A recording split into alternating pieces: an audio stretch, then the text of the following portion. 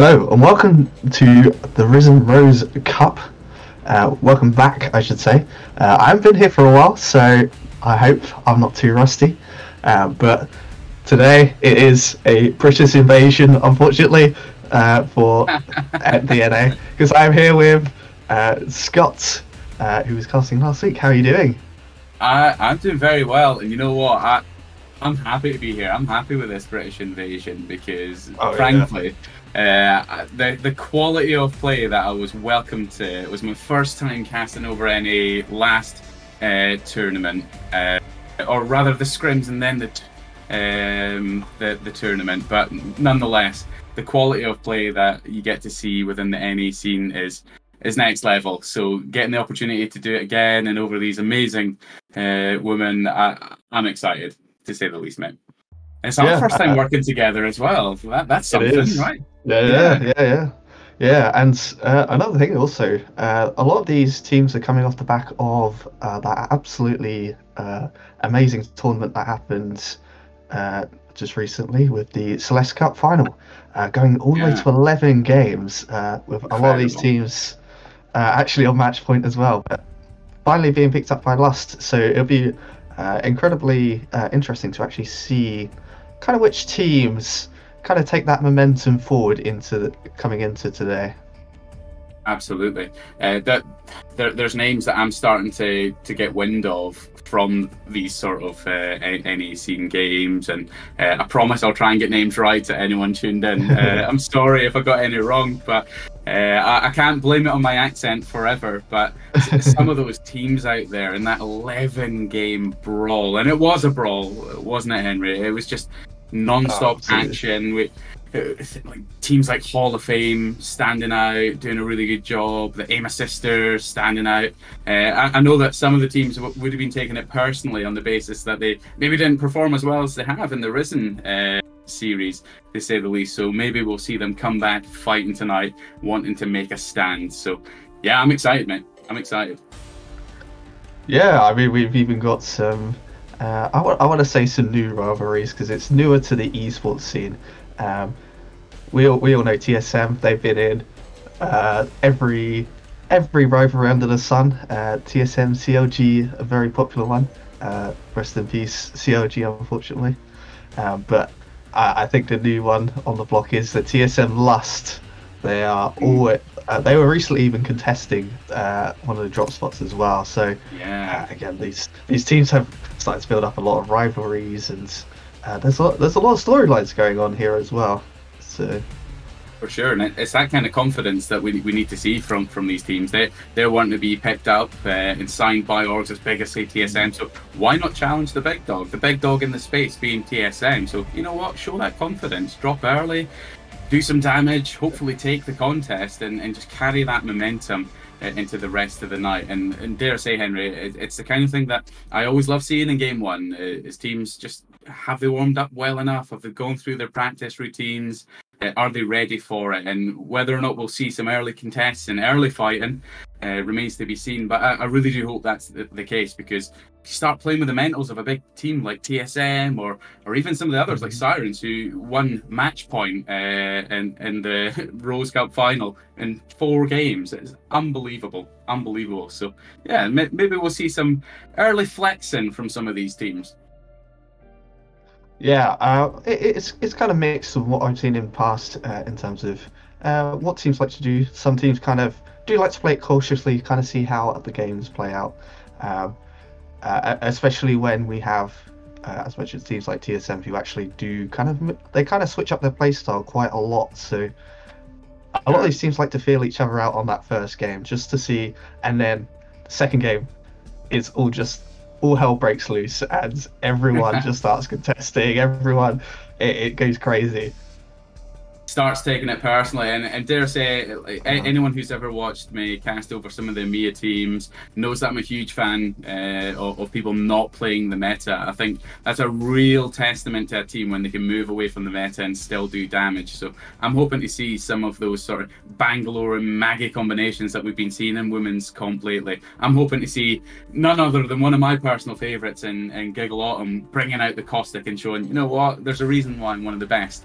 on this character. So I'm hoping to see some of these indeed. And like the one person that's just come into the lobby that I actually kind of want to shout out is Daddy Chill, or Chalice, as she's known, from UTFT, trying out with a new team tonight. So we're going to see, like, are they going to have that confidence? You know, like they're trying new rules. Chalice is recently taken up the mantle of learning how to IGL, and that kind of like nervousness of entering into a new space and trying a new style of play can sometimes severely affect play or enhance it depending on that confidence level. So we'll see. Are they going to play meta, move away from meta, mix it in? I'll be watching, Chalice, so if you're watching this stream, just know I'm watching you.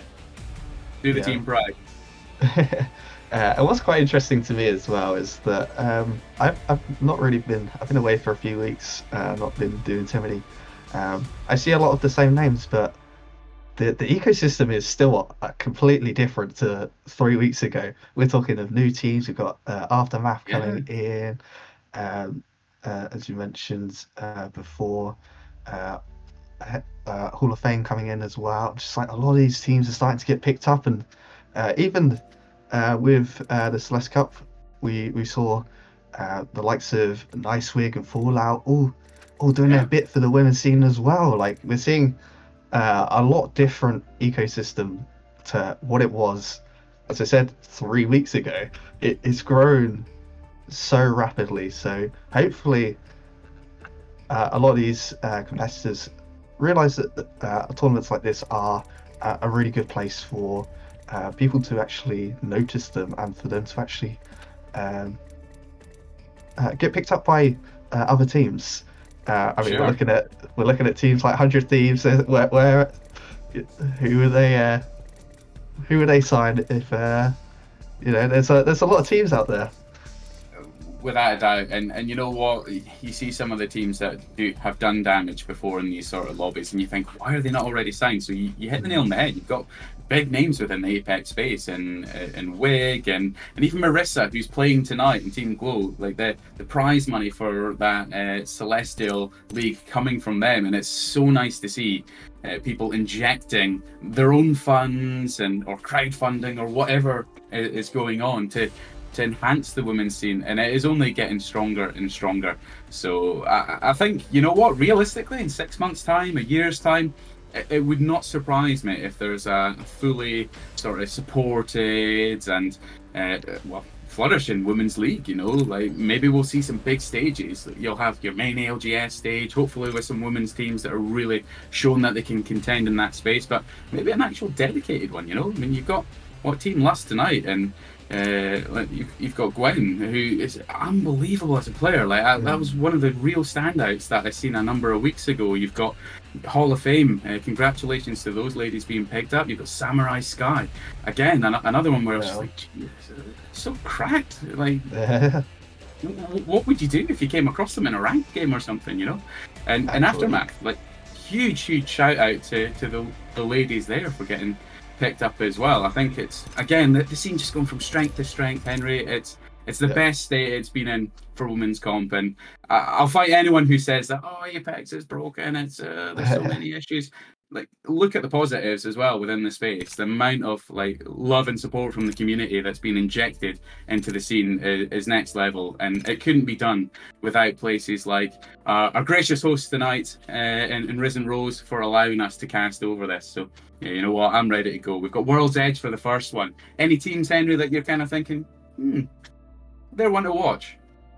I was actually watching a little bit of Pretty Blonde Girl's stream before this, and that, I mean, they are looking pretty deadly today. So again, another team, like we talk about them quite frequently, but again, yet to be picked up. So that's one to watch. But to be honest, there's just so many teams in this lobby these days that it can be just absolutely anyone. Again, we got Flawless, we got Aftermath, Sirens, TSM, Empire even in there as well, Aim Sisters. There's so many really good teams, but I think we're just about to get our our questions answered anyway, because we are going into the first game, as you mentioned, on We're World's cooking with Edge. gas, aren't we, Henry? We are So, cooking. you know what? Hopefully, some of these teams will move away from the meta, but I'm expecting that typical Catalyst and Seer combination. It's deadly, it works. You're playing competitive, you're going to want to lean into whatever does work. But some teams, I'm sure, going to World's Edge, we'll see maybe some mixes, we'll see the Caustics, we'll maybe see some Rampart, actually, Henry. I'm seeing a lot of Rampart sneaking in to some competitive play. People trying to prove that she's maybe got a place in the meta. Yeah, I'm still on the fence about the Rampart pick, personally. I believe I did watch Alliance playing it, and a lot of what I was seeing was more the fact that Alliance are just a really good team rather than Rampart being really good. Fair And in the right hands, yeah. yeah, there was a couple of situations where they did kind of fall down on the fact that they didn't potentially have someone like a Catalyst to help with the rotations. So I'm still on the fence. I'm still waiting for someone to prove to me wholeheartedly that Rampart is something worthwhile. But going in to the picks at the moment, as she said, I A lot think. of that, yeah. Yeah, A I lot of think that Catalyst here combination. a lot of catalysts here. Yeah, I think you pretty much called it. We see uh, a Wraith or two. I mean, that's kind of common in the swimming scene as well. Wraith is kind of the. Oh no. TSM, I've just noticed, actually do have the Rampart. Sabs is playing the Rampart. Sabs, you've got to prove me right. You've got to prove to me that this pick is worthwhile. Well, we'll have an early fight between TSM and Lust, of course, contending for Siphon.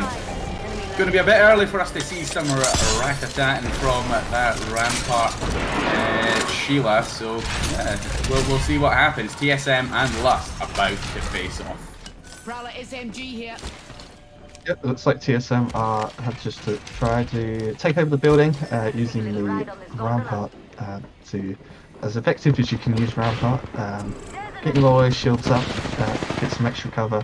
Actually, Scar's taken a lot of damage on Lust sides, as well as I'm going to assume that Renee as well, taking quite a bit of damage as well.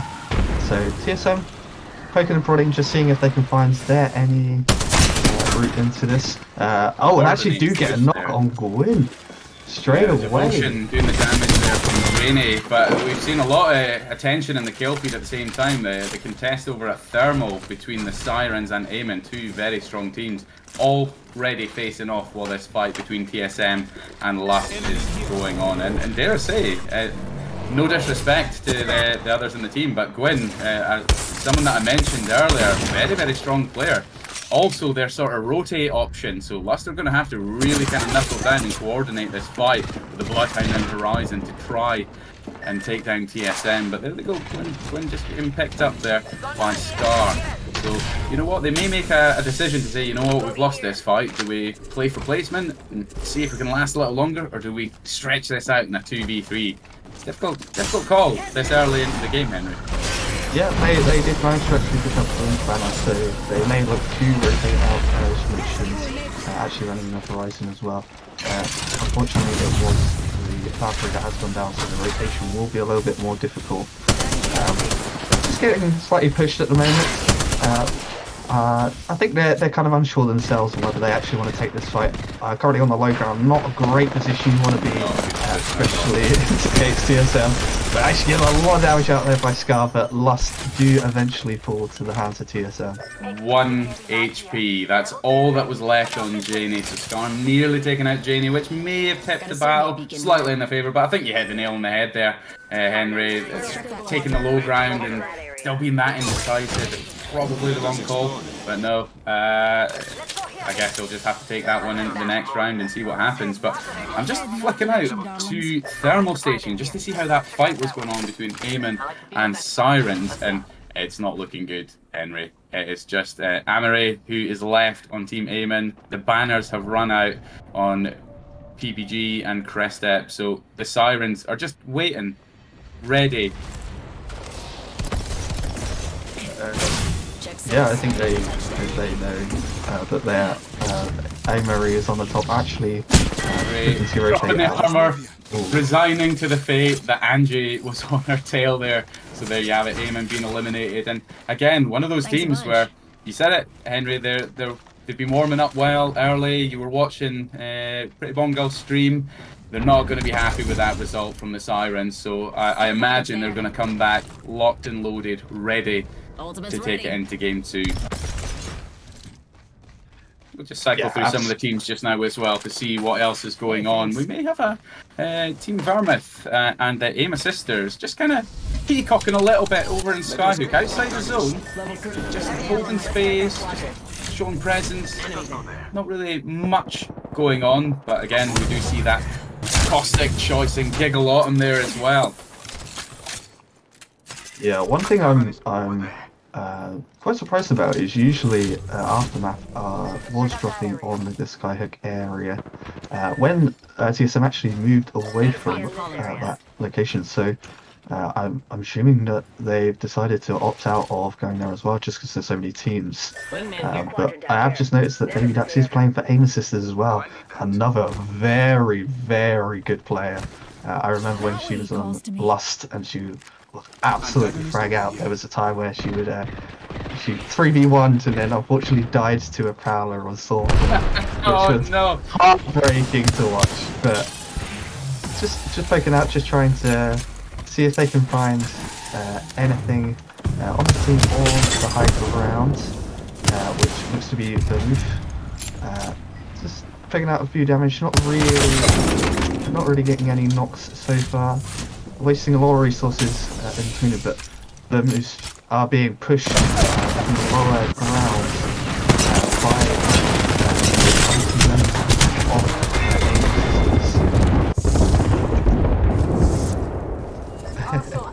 by just eliminating Cynic while that was going on there, but when we quickly return to the Aima Sisters fight in Skyhook, and I have to say, Henry, I like the decision because it was Miss Dopey that actually got an Arc Star stick across the way. I'm not sure if we would have caught that on the main stream, but capitalising on the moment whilst they're healing, zones coming in, now it is just a numbers game. Can they push it to take early KT, and there you have it, Giggle Autumn with that Prowler, a dangerous combination, just doing insane damage, already getting it down, but it's a 2v2 right now.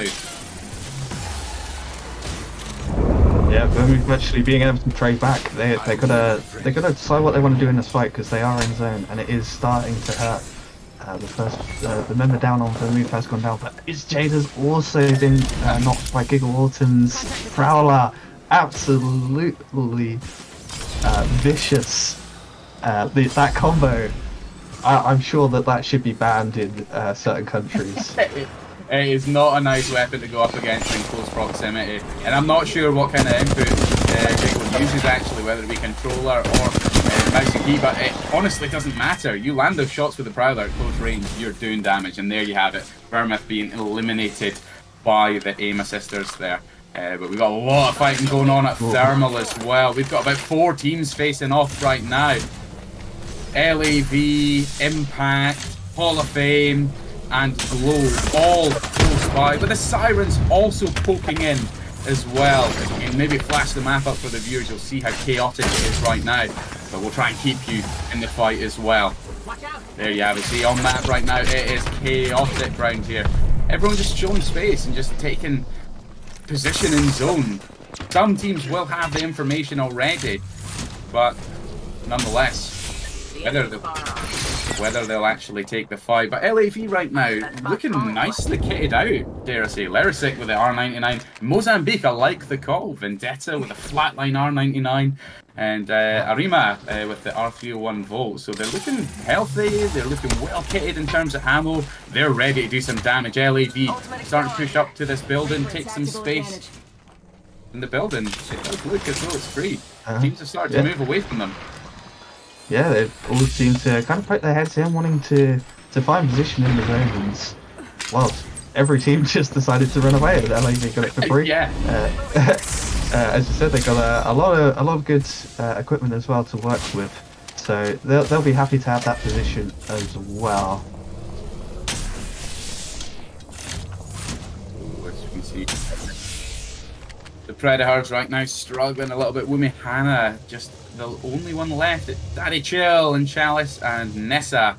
Recoverable, but it's going to be a wide swing back into Fragment to get those banners. And dare I say, none other than Echo, who's been doing the damage to them, are watching those banners like hawks. So I don't think it's going to be a good start for the Predators in this lobby. Oh, could get some placement points, Henry. That's kind of all you need right now, isn't it? Yeah, it will be quite difficult just because we're still in a seer meta, unfortunately. Yeah. Just looking in the kill feed, actually, we noticed that Hall of Fame are currently in trouble. They're getting shot by a lot of teams. One of them being Sirens, and Ashkai actually getting one of those kills as well. So, and Flawless being the other one. So, Hall of Fame's struggling to find position in that zone.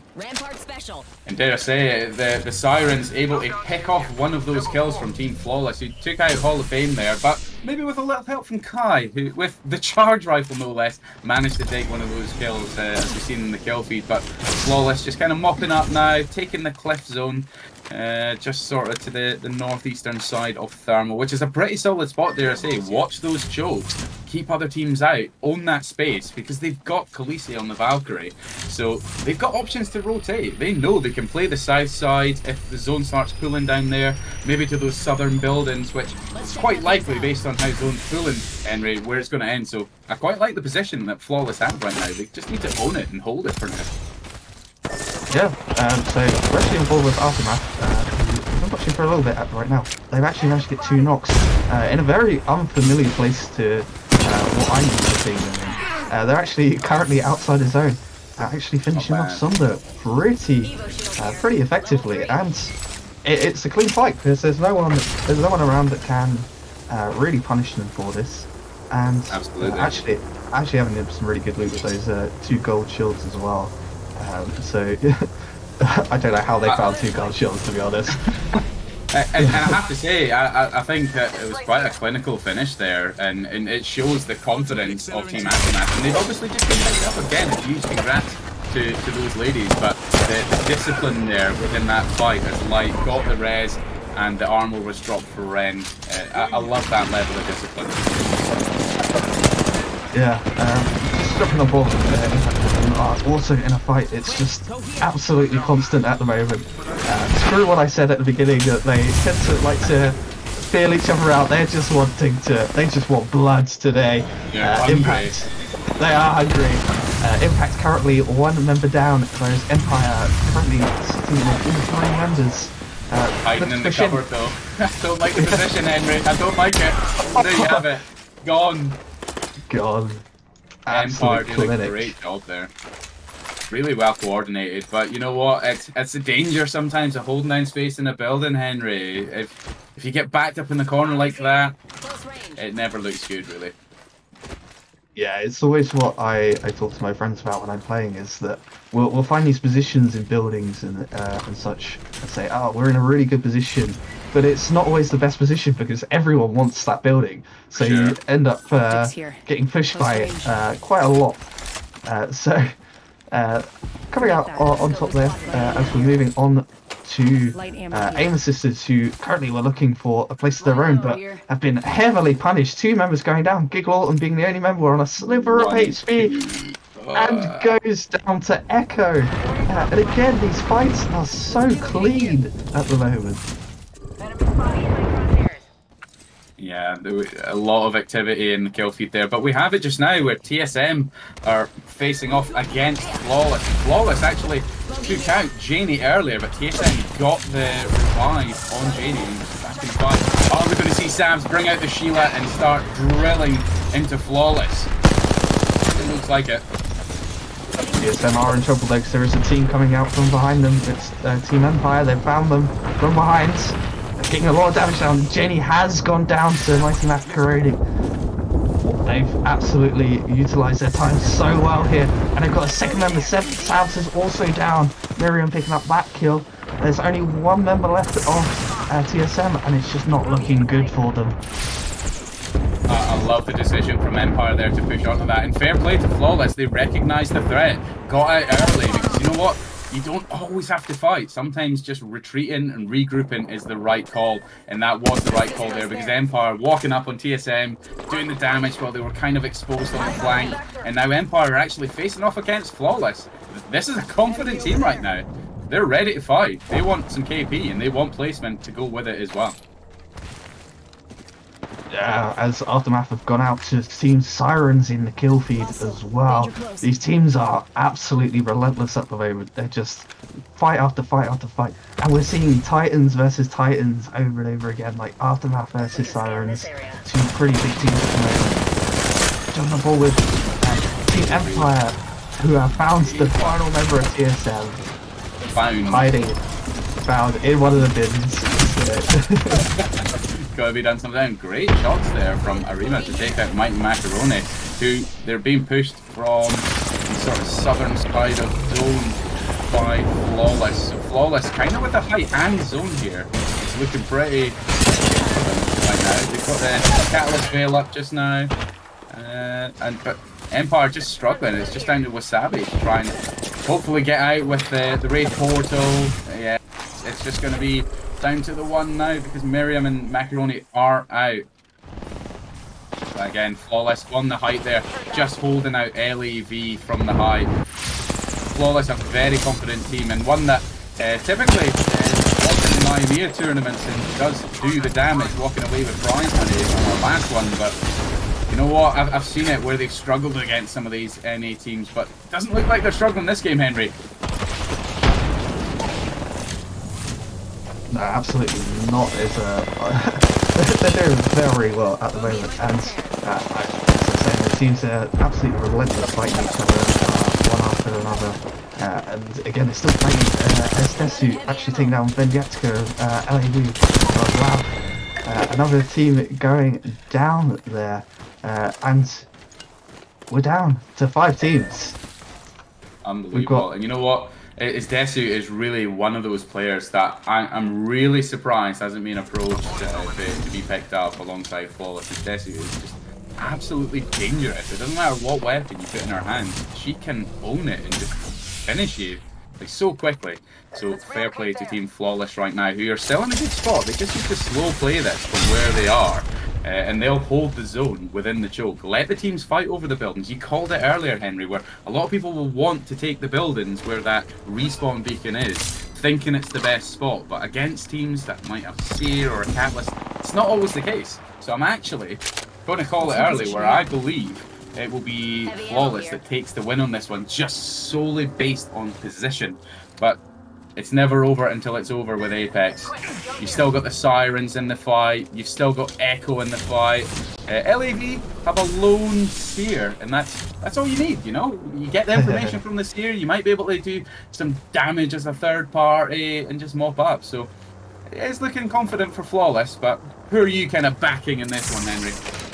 I actually think Echo has a really good position for themselves as well, but we are currently sitting on, as I say that, the ring actually goes against them and it actually lands straight on Flawless. Lands on Flawless's lap, so I think a lot of these teams are going to have to come in.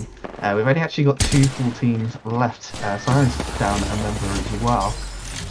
Just picking up the last member of Lab, so that's the final 3 teams. Sirens can still win it though if these 2 teams decide that they want to full send it on each other. If they play it slow, maybe try and cause some confusion. Get that Catalyst Veil wall up, get the sneaky res on Kai, and it might be enough to cause confusion between the other teams while they're fighting. Get that extra body, even if it's fists up first, you know? And there you have it, the Sirens actually rotating around the back to zone. They're actually going to take one of the key positions here, but there it is. It's Desu recognizing the threat and trying to back up, realizing it's a 2v1. Really, really quick thinking, good call. So yeah, you know what? You might be right, mate. The Sirens now holding that height up there could be the key to this fight ending well. Yeah, I actually think that Flawless have kind of not as good position as they did just a few seconds ago. Just because if they do want to get rid of that 2-person squad, they're going to have to push them. And you know for a fact that Echo will full send it as well. Although it looks like that Echo have decided to use that kind of distraction from the Sirens and push in to the building themselves. Two teams holding pretty much adjacent buildings right now. If we can get production to just have a quick look at Sirens and Angie, what an angle Angie is holding. Able to see right down the stairs to where Flawless is holed up in that building. Excellent angle from Angie there, and this is why she's one of those key kind of support players. She'll hold those angles, hold those retreats, and she'll do some major damage. She's already got 4 kills. Like, the Sirens may be down, but they're not out. Yeah, Sirens just love to go about their business, and they just love to kill teams outright. They are a really deadly team, really venomous. So again, they're causing so much issues for both of these teams currently, because of the angles that they're holding. And wow, it literally lands on their lap. They have pretty much the god spot right now. Both teams are going to have to push in onto this high ground where Team Sirens are holding if they want to stand a chance of actually winning this game. There is an enemy over here. I agree. It is just the perfect rotate, the perfect position. It doesn't matter if you're a duo, because having to hold that high, teams having to climb up on you, unless, like now, where Jen's just taking some pretty big damage from Team Echo. If they don't stay healthy, they don't win this. But if Echo stay in the fight and take the fight over Flawless here, they've got that horizon to do the quick elevate onto that height and contest the Sirens. So really what the Sirens want to be doing is taking out Echo and then facing off against Flawless, and they'll take the win. But it's still anyone's game. Everyone's looking quite well kitted out, pretty healthy. Ammo might start to be running low, but anyone's game really. I can't wait to see how this one unfolds, Henry. Yeah, absolutely.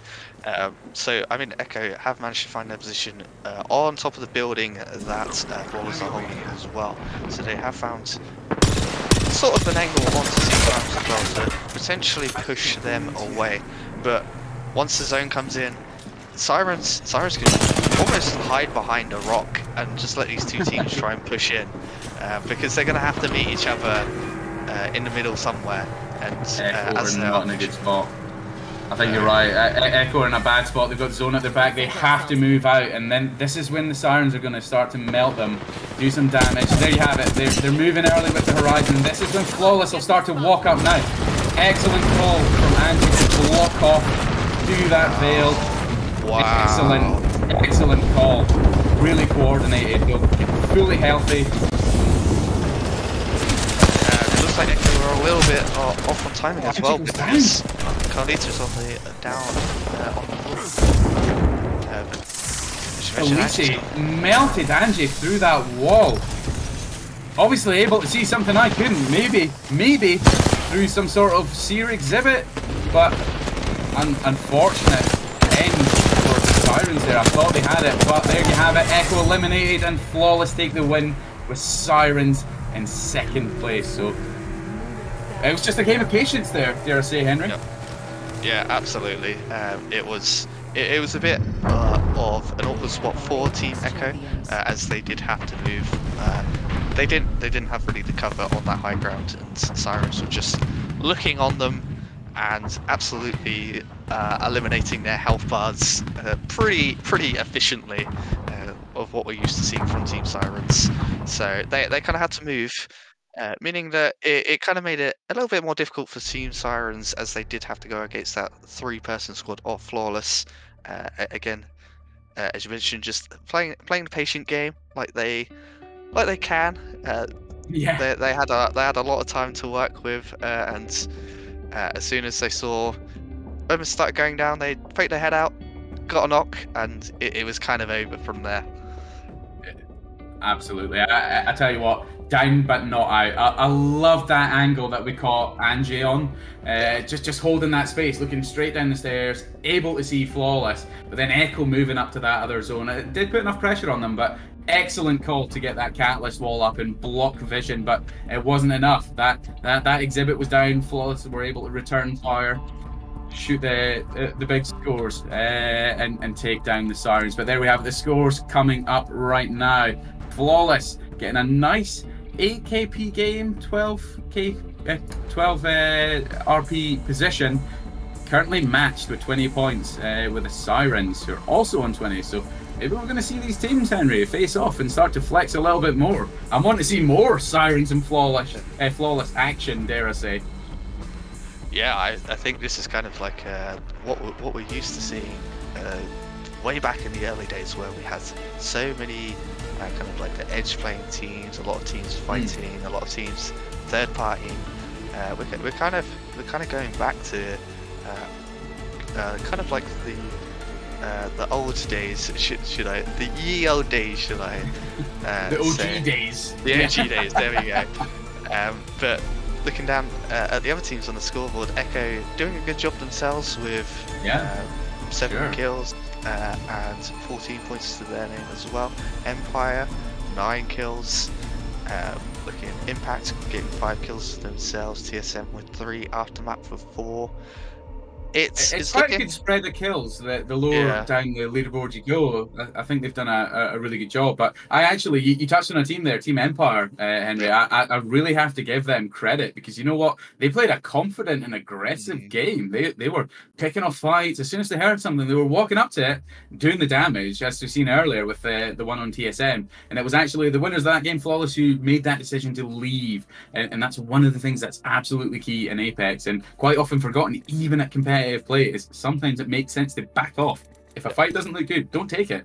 And hey, we've seen it proven there with Flawless taking the win.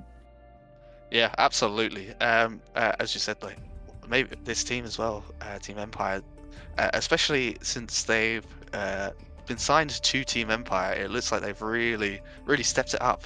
Again, it must really feel great as a competitor to be picked up by a team. It must give a lot of motivation to these teams to practice with the teams they got, and we're seeing it as paying off. They're getting really good fights, really good decision making, and I say Team Empire, but that's a lot of these teams here are exactly the same, and so yeah, I'm very interested to see what's going to happen in this second game.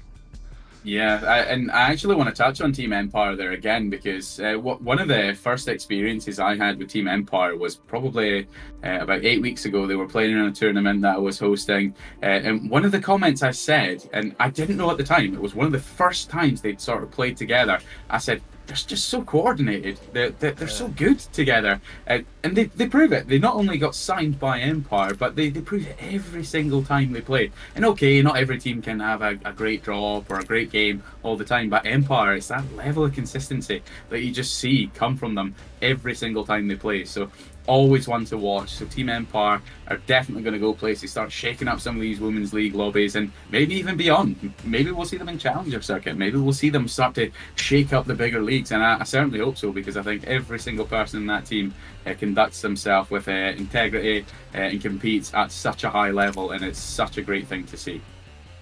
Yeah, as you mentioned, Mighty Macaroni picking up 6 kills for themselves as well in that game alone. So there's a lot of passion in these teams. I mean, another team, Team Sirens, picking up 2nd place with the addition of Jen recently. They seem so. They were really good before, but it's just something else now with Jen on that team. That was the catalyst that they needed, so to speak. Jen, and we heard it in the interview that we had with them when they won the match point tournament, where Kai said it's just so nice to just sit back and be able to shoot my gun, like that level of trust that you can have in the new addition to your team. And the Sirens, incredible. And I've had the pleasure of being able to chat to them outside of tournament settings, as we support them with their practice lobbies and such, and the commitment that they have to just growing as a team every day. They don't just take a win and say, well, that's it, we've peaked. They just say, how can we get better? How can we continue to dominate these lobbies? And they've proven it themselves. As far as I recall, they're the highest rated EMEA team, that's full lady squad within the Challenger circuit, and it goes to show why they're just so damn good, you know. They're very good. Yeah. but a team that they were even contesting, Emun is no pushover. So the fact that every time I'm watching, they're consistently kind of they're more often than not winning that contest at Thermal is so impressive from that team. Again, I'm interested to see if any of these teams decide to switch it up, switch POIs, and not go for that contest anymore. Because, well, I mean, we all know that probably TSM and Lust will probably continue because yeah, they'll keep going. It's about principle at this point. So yeah, they won't let us down, mate. They won't let us down. But dare I say, like Team Aemon and the Sirens, like two very strong teams. I think you're right. It's a big map. There's a lot of space. Are any teams going to change it up just to because no one wants to lose a contest twice? I totally admire when teams hold their space or try and keep fighting for it because you know what? I respect it. Like, you're so used to it, you've got your loop paths, your strategies, you might not have practiced with other areas. So I really do admire teams that try and hold down that space and continue with the contest. But you know what, in a competitive setting, if I lost that contest twice, I would be I would be changing things out. Just a quick one for our viewers. We apologise for the delay. We did have a quick sub jump out, which is why we were a little later in launching for KNY. We've got a sub stepping in, so hopefully that'll be the piece they need to... Okay.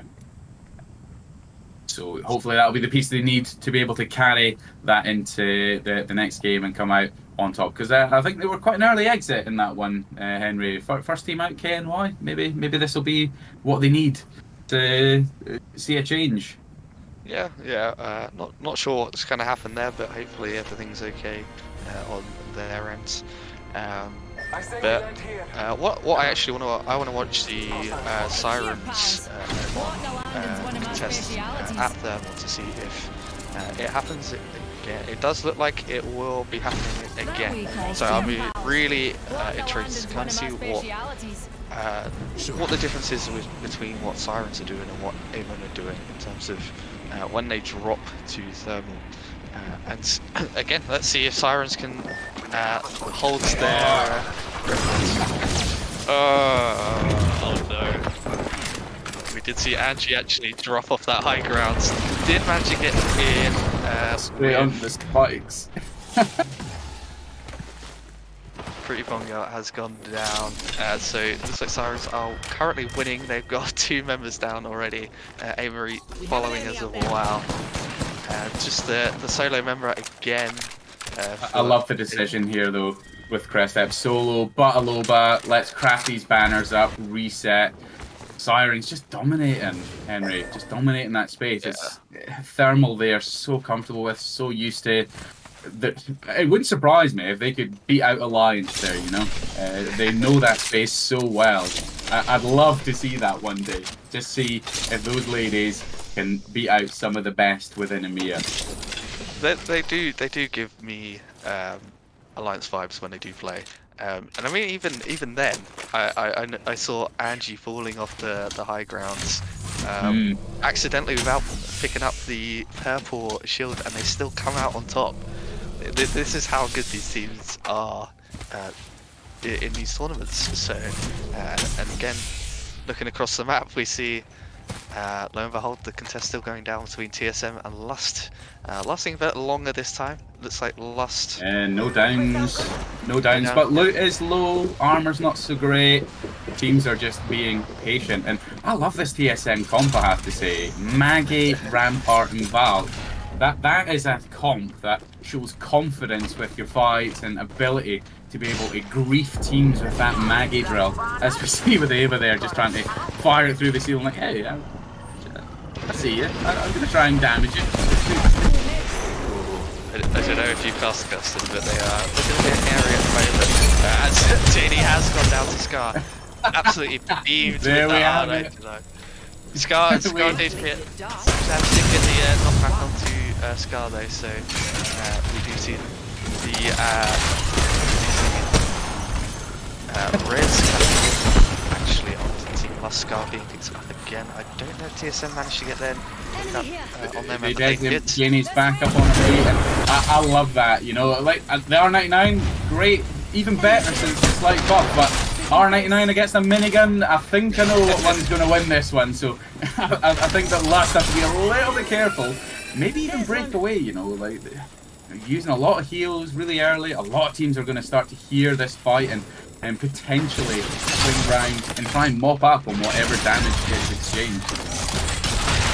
Yeah, we're just seeing TSM completely bunkering down in this corner right now on the stairs. Jenny picking out a little bit just to see if she can getting a little bit punished for it. Yeah, they're getting shot. Actually, the Horizon not coming down, and Jenny goes down his tabs as well. A fantastic connection with a PK from Gwen there, and it's just down to Ava as a Maggie running away, but Lust have eyes on it. TSM go out.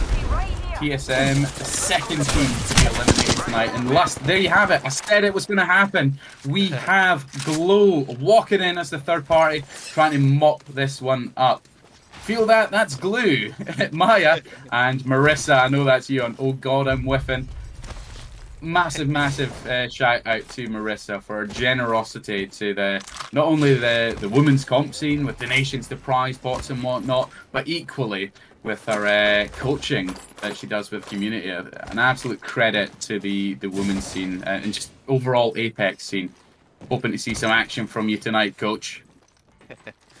You know, I actually, going back to that fight, I feel like you can kind of see scouting going on between teams, because I feel like the Horizon there is almost the perfect counter, because they kind of want to bunker down, but Horizon doesn't let them because of the Horizon just throws their ult in and causes so much issues for that Rampart team, not allowing them to bunker down as much.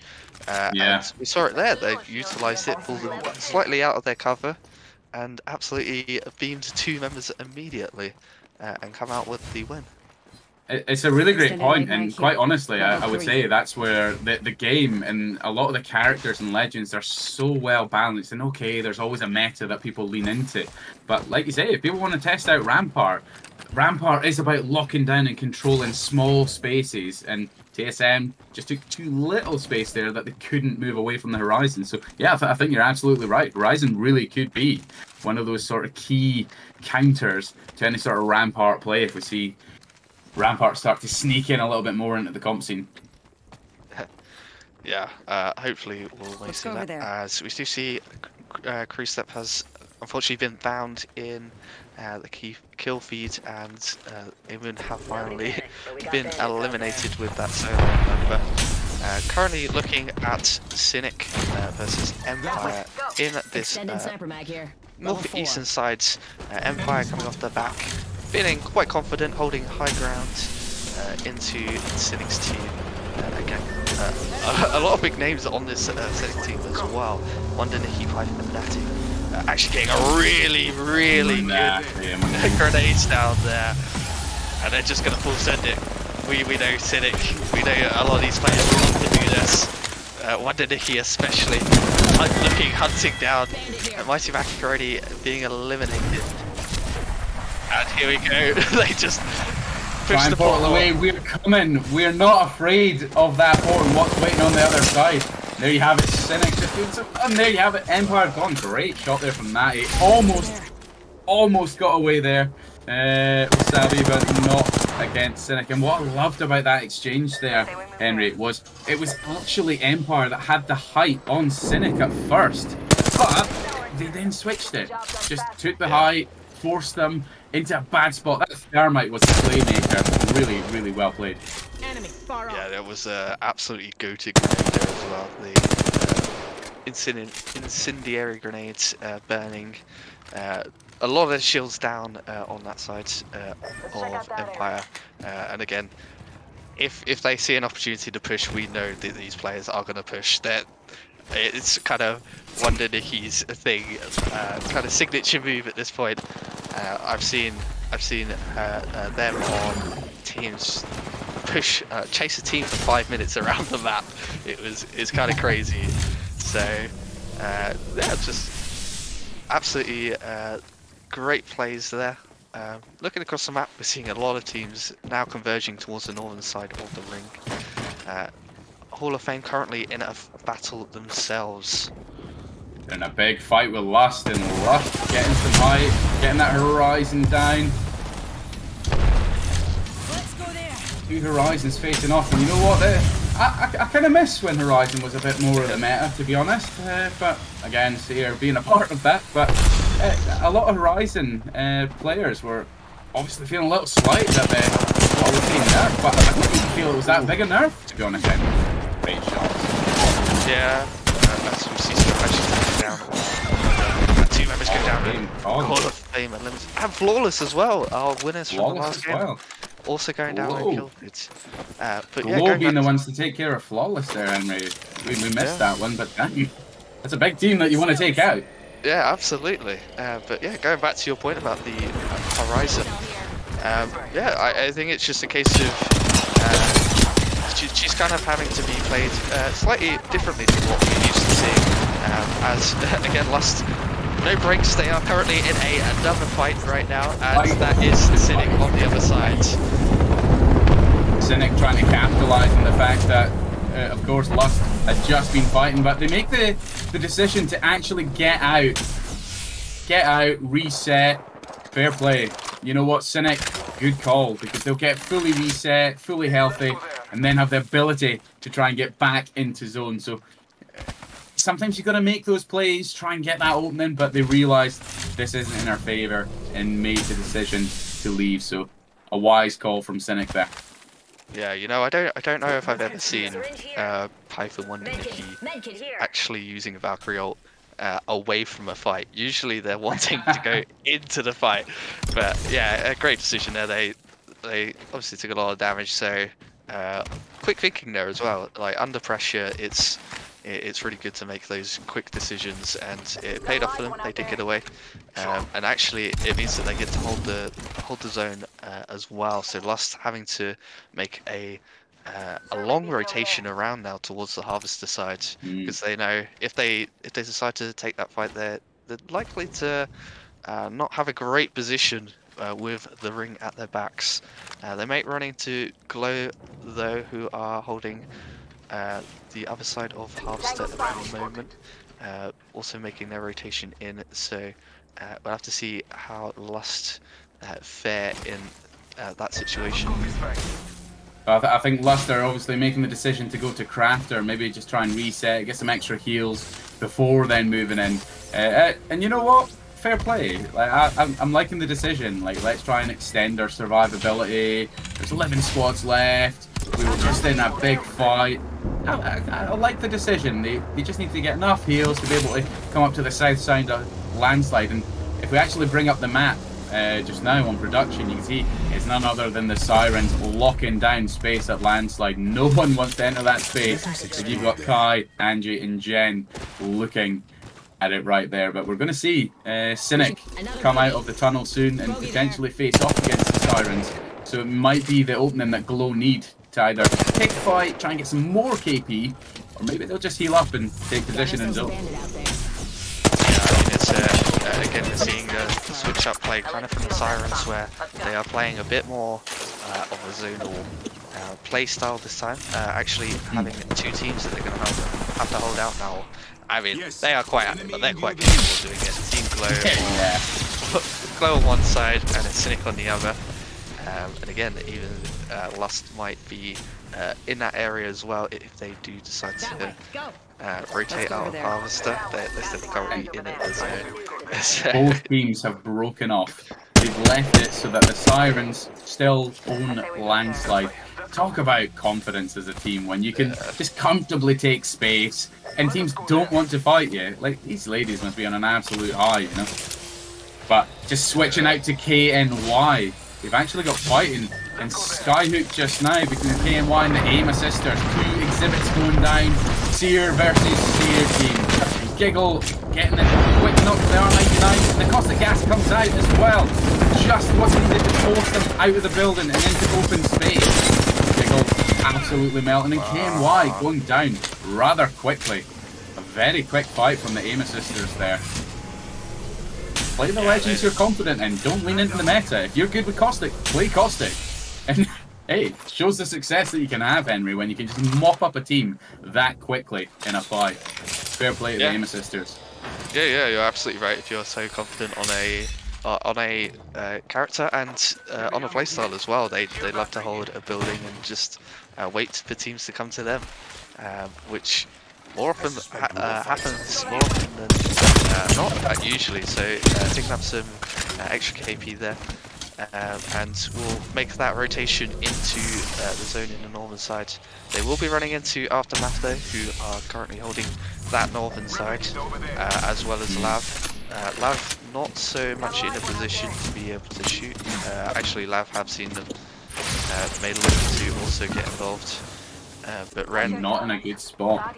Not in a good spot for the Aim Assisters. Being between both Aftermath and LAV.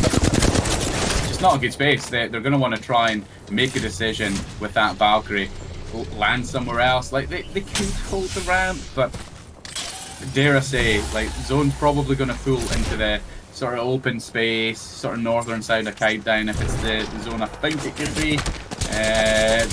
They may just want to slow play it and then leave later with the Valkyrie. So Aim Assisters aren't out yet. Might be in a bad spot now, but certainly not over. Yeah, we're seeing exchanges with Team Cynic just now, and Echo. Cynic going down. Bit of a counter curse again there. Henry Lust being eliminated as well in the kill feed. Yeah, I mean, we're seeing a lot of these teams that having to rotate in and kind of struggling to find a way in now.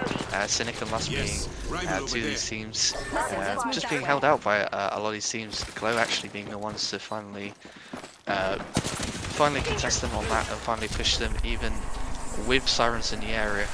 I must admit it was kind of a bit of bullying from Glow as Wind went down. As we see Sirens actually fishing on this as well, looking to almost dominate this team as they know that there is no other team in the area, so they're pretty safe to push this. It's a hard 2v3 going up against the Sirens, but there you go, it's a 2v2 now. Kai going down. Feel that? That's Glue. Get an excellent little beam with a Carter. And that's 2 down. Wow. Maya gets Angie. It's a 1v1. Who's going to take it? And Glow goes down. But there's another team in close proximity already. The Aim Assisters, who obviously valked out of that tough spot that they were in before to walk up on the Sirens. That's the time. The Aim Assisters have to push this. Put the pressure on the Sirens. Yeah, I think they do see impact in the area as well, so they're not necessarily happy with taking this. Baby Ducks will take that front position. We know kind of taking those front positions, more seeing poking, see if they can get it. But again, as I was saying before, we're just seeing a little bit of bullying going on where Gwyn was picked up and the other team immediately pushed, knocked her back down again and took the rainfall back out. Which was, yeah, I don't know, that's a bit harsh, but again, now we're just seeing, again, Sirens kind of being a little bit punished for wanting to hold these other teams out by Aim Assisters. One member I think they're playing the zone a little too late just now because they've got too many eyes on them. But you know what, it is the zone that I thought it was going to be, and a lot of open space here, a lot of rock formations, as well as the edge of Countdown. And we did see Aftermath take out LAV in the kill feed before, while we were just kind of commentating over that. The Aim Assisters are in a good spot, they've got Predators right above them. But we have two teams facing off just on the eastern side of zone with Impact and Echo. Echo already down the body, and Banks, Kalita's weak with Vanna. Only healthy one in the team. It's not looking good for them.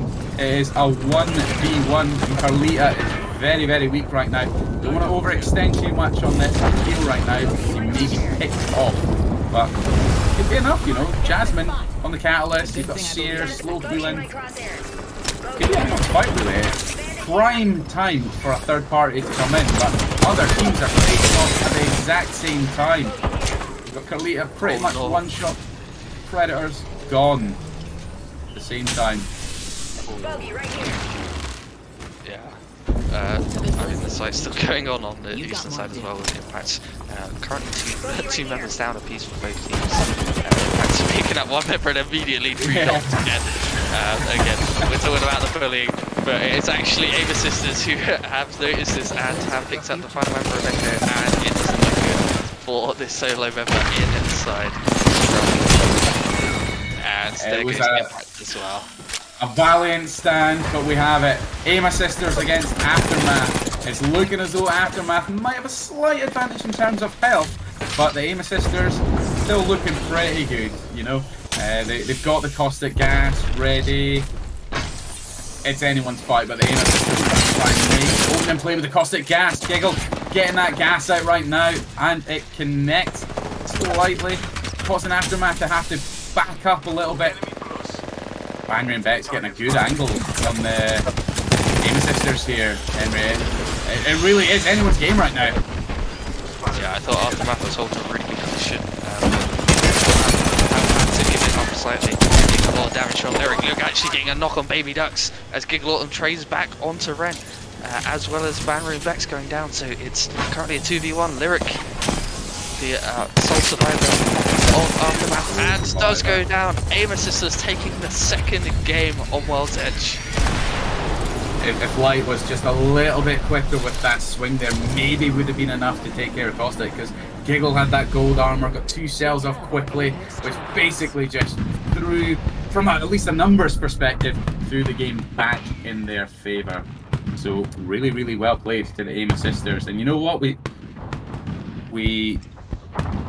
I'm just fixing that now. Apologies.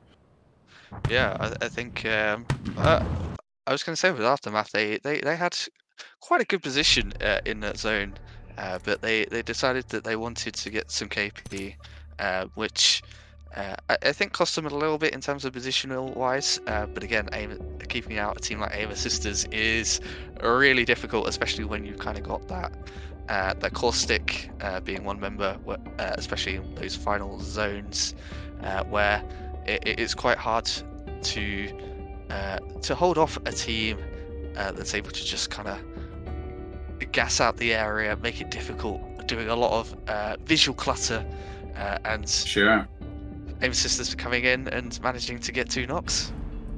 And you know what a game they had. I said it before, play the legends you're comfortable playing, and it just went from strength to strength with the Aim Assisters. They got a monster 18 kill game. Talk about owning the lobby. Like that Valkyrie and Caustic combination with the Seer to be able to give you constant information in your fights. Talk about a comp that works. You don't have to lean into the full meta. Take some of it, sure, but come on. Unbelievable play. Yeah, and I mean, even looking down the board slightly, we're seeing flawless winners of the first game going 13th position in this game. So that's going to affect the overall scores quite a lot. Significantly, yeah. We've seen Aim Assisters actually moving to the top of the table after the 2 games. 30-point game. Yeah, unbelievable. I mean, they've got 35 points currently, and 30 of those were just in that last game.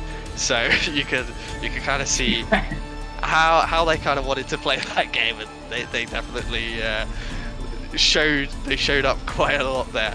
And the team in second place, Sirens, are on 28 points. Aim Assisters got more in that one game than the second place has at the moment. So, but we are only 2 games in, so a lot's going to change. It could all change. The confidence on World's Edge to walk away with a 30-point game. Is that going to be the same when you go to Storm Point? Because I don't think I've ever seen Caustic played on Storm Point. The Aim Assisters, I'm pretty sure they swap it out for Catalyst, which it's a different style of play. Maybe not leaning into your full strengths, but what a monster game. And again, you touched on it. Some of the teams that maybe are a little bit more recognised within women's comp. Early exits, you had TSM, the first ones out. You had Eamon, closely followed behind Empire, Hall of Fame, and Flawless. Some of the stronger teams, arguably, within women's comp. You know what? Go on. Okay. We're just for the sake of our viewers, we've got a slight problem with the scoreboard, but we're going to launch into the next game, try and get that one fixed up for you whilst we're watching the third and final game of World's Edge. So we'll try and get scores back up for you, but nevertheless, a monster game from the Amos sisters, and showing, you know what, it doesn't matter who the biggest names are. That's where I was going to go with it.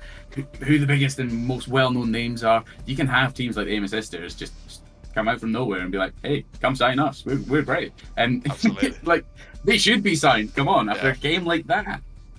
Unbelievable. Yeah. I believe it was Fallout who was even hyping them up as well and saying why these players not signed as well. So I mean that's a big vouch right there. That's a vouch that I definitely would love to have. So, but yeah, Fair going play. into the third game on World's Edge now. Well, I mean, we're likely to see this contest, but should they is the real question. I would be switching up some of the game plans if the contests haven't been going your way. So let's try and call it early. Is it going to be Sirens or Aimant at Thermal, or TSM or Lust? Who are you leaning for, Henry?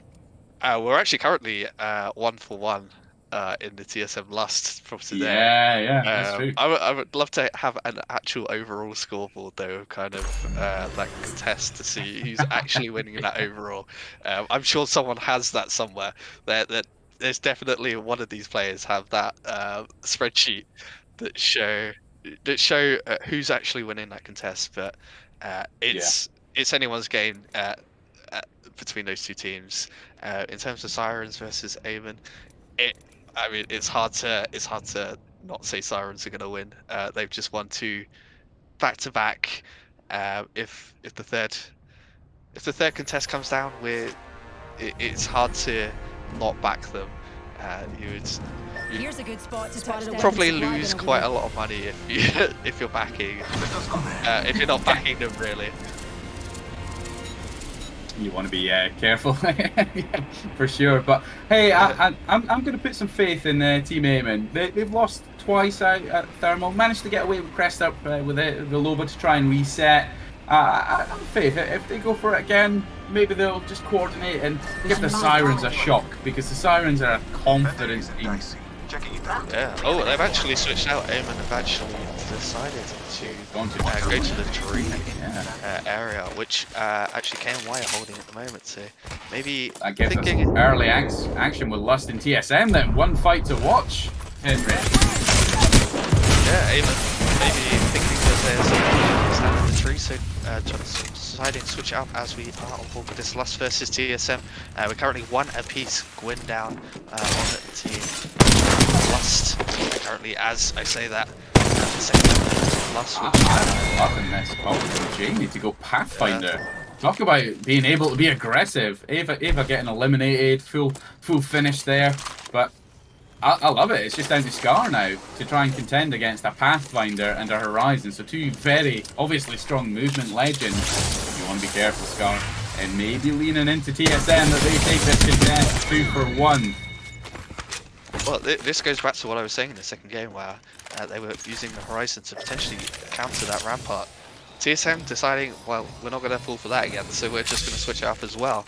And potentially catching Lust completely off guard here with that Pathfinder, as you mentioned. So currently a 2v1 situation with Scar, holding the top stairs.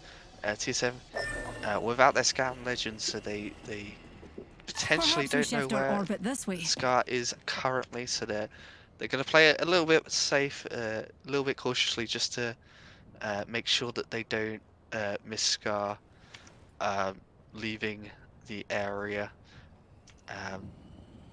So yeah, I don't know if that contest it's just a game of silence just now. I think they're obviously banner camping to try and keep Lust out. They see it there. You know what, it's just down to Scar. Are not having the opportunity to really heal without TSM being able to hear it. So I think Janie and Sam should probably start to make a decision, either commit to try and find Scar or break away, you know. But let's actually switch to a little bit more action, because we have a couple of teams close by, and none other than the Amos sisters and Vermouth. or Vermouth, however you want to pronounce that one, sorry. But they're close by in Skyhook, just facing off. The Seer exhibit goes down. Amos sisters are wanting to make a point of trying to hunt them down, get some KP, go from strength to strength, and that monster 30-point game in game 2. Here you have it, Baby Duck landing some great shots over the pole, and the alternator, and it's Jade is down. Great shots from Baby Duck there. Oh no! Oh no!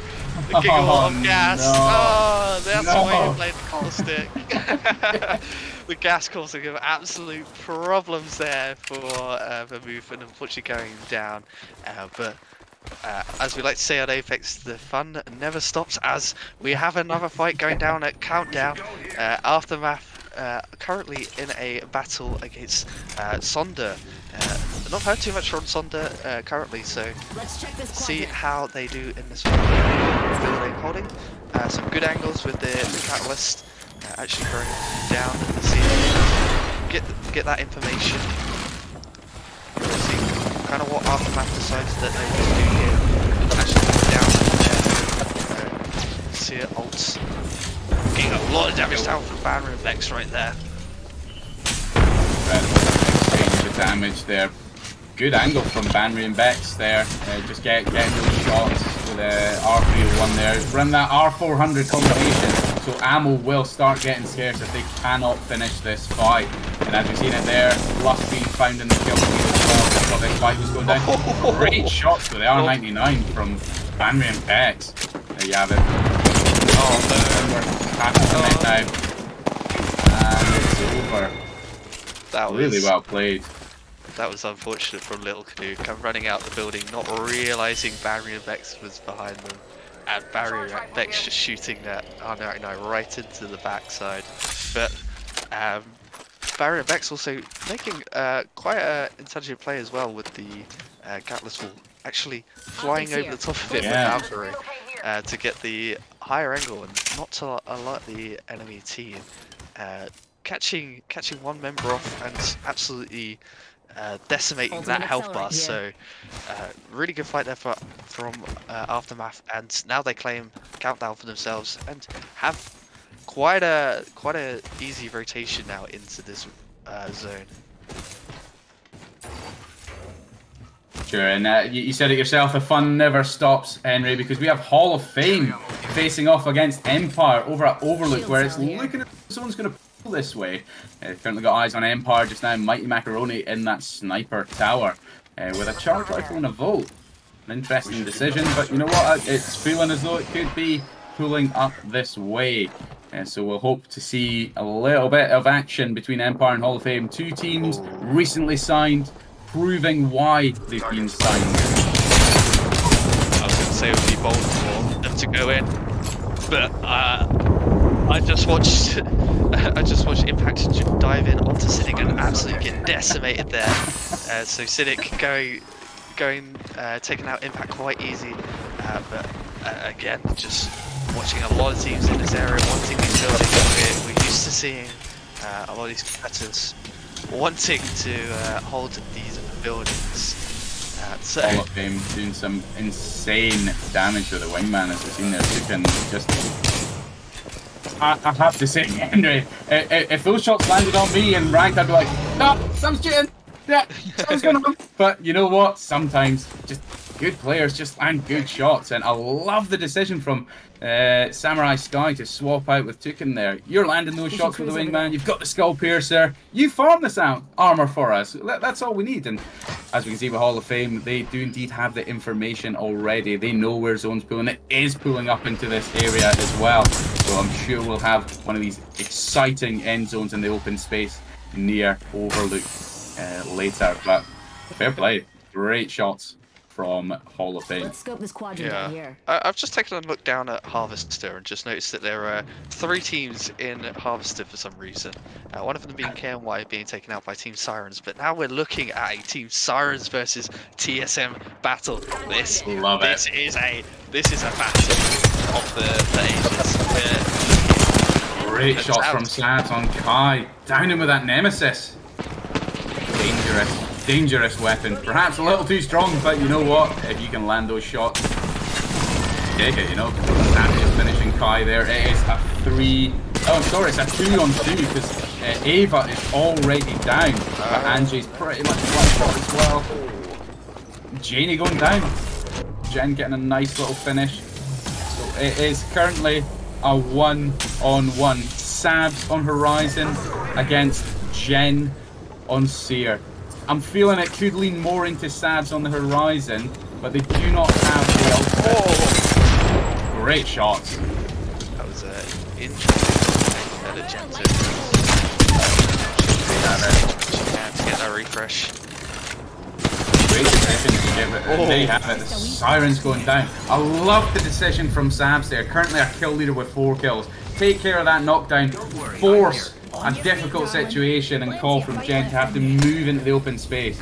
Love that call from TSM, and they're going to get an opportunity to really reset here and start to move up into final zone.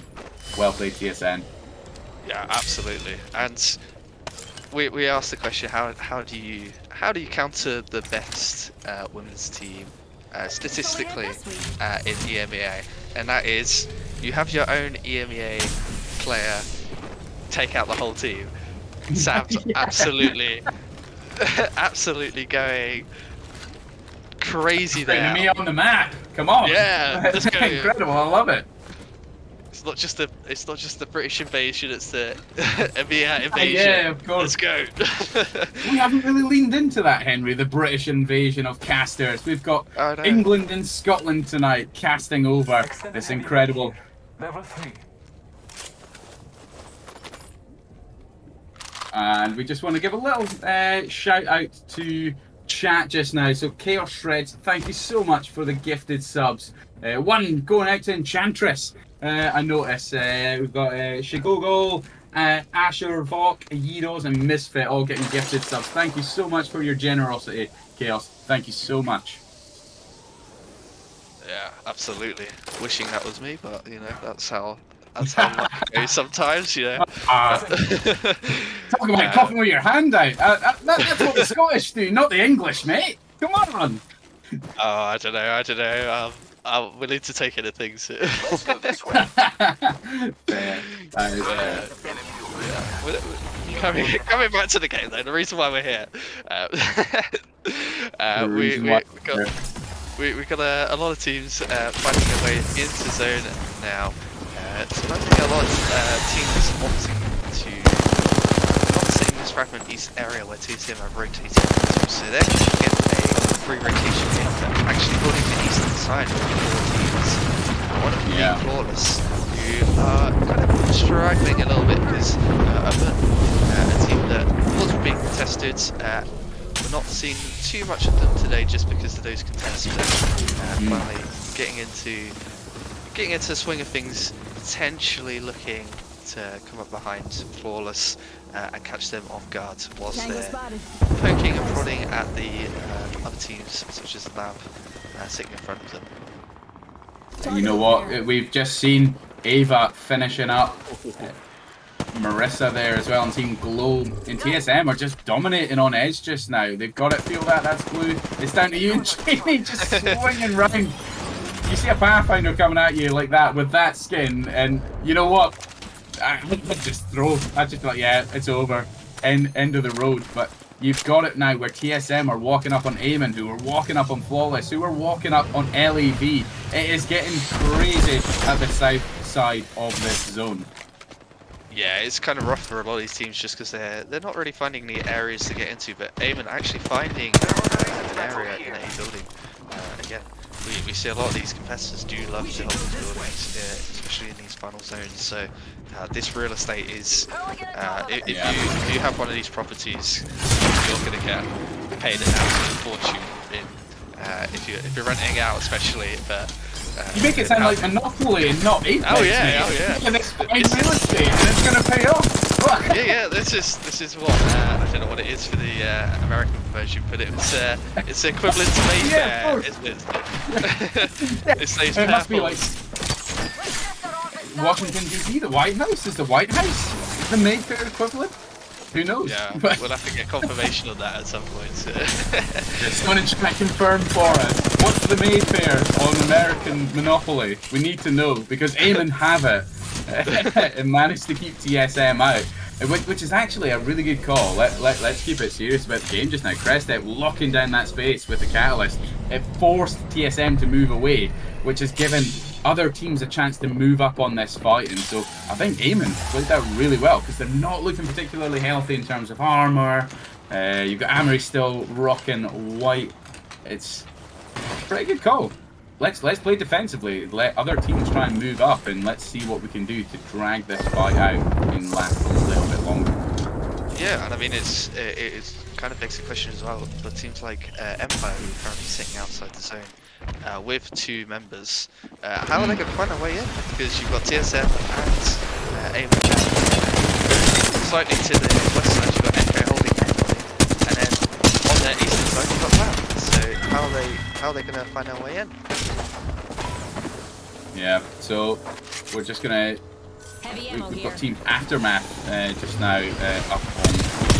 So tell me, it's. I'm not really quite sure who could really take this zone, because I always struggle with this zone personally, because there's just so much open space, which you've got so much high ground, you've got cliffside, you've got southern side by No Name, you've got teams taking up space just to the sort of western side of Overlook. It really is sort of anyone's game. Yeah, I mean it's a bit of unknown territory for a lot of these competitors as well. They really love holding buildings. If there's no buildings to hold, there's one bit of cover in the zone right now, which I'm sure a lot of these teams will dive into themselves. Empire actually finding their way out and slightly utilising the radar. So Hall of Fame quickly taking care of Cynic there. Actually, I'm quite impressed, because it was actually Alyssa that opened up that fight there, just exchanging. And what I like about this one, Hall of Fame, they've decided to whip out Caustic as well. Maybe seeing the success of the aim assisters, thinking we want a little bit of that action. We want some KP. We want some placement. Stay in this fight. yeah, I just don't know how Caustic's going to fare inside the zone. As I said, there seems to be one bit of cover. I believe that's a truck. And I'm surprised a lot of these teams haven't decided to push on that already. On the southern side, we're seeing quite a bit of poking out between Eamon and TSM as Crew Step has gone down. This might be the go back for TSM, but they need to watch out as there is a third team. Oh, team a stick on Genie. And you know what we said earlier, Henry? I like when teams don't play into the meta. Bloodhound, Horizon, and Pathfinder pushing in on Eamon. Talk about not leaning into the meta, just having a bit of fun, rolling with it, and it's working, because they've got massive skills. They've got. Don't speak your curse him. You're gonna curse him. I'm gonna shut up. I'm giving TSM the Casper curse right now, because Echo are trying to capitalise on the fighting that's just gone down here. You've got Vanna just trying to push up on the Bloodhound there, and TSM. Aim Sisters eliminated in the kill feed there while that fight was going down.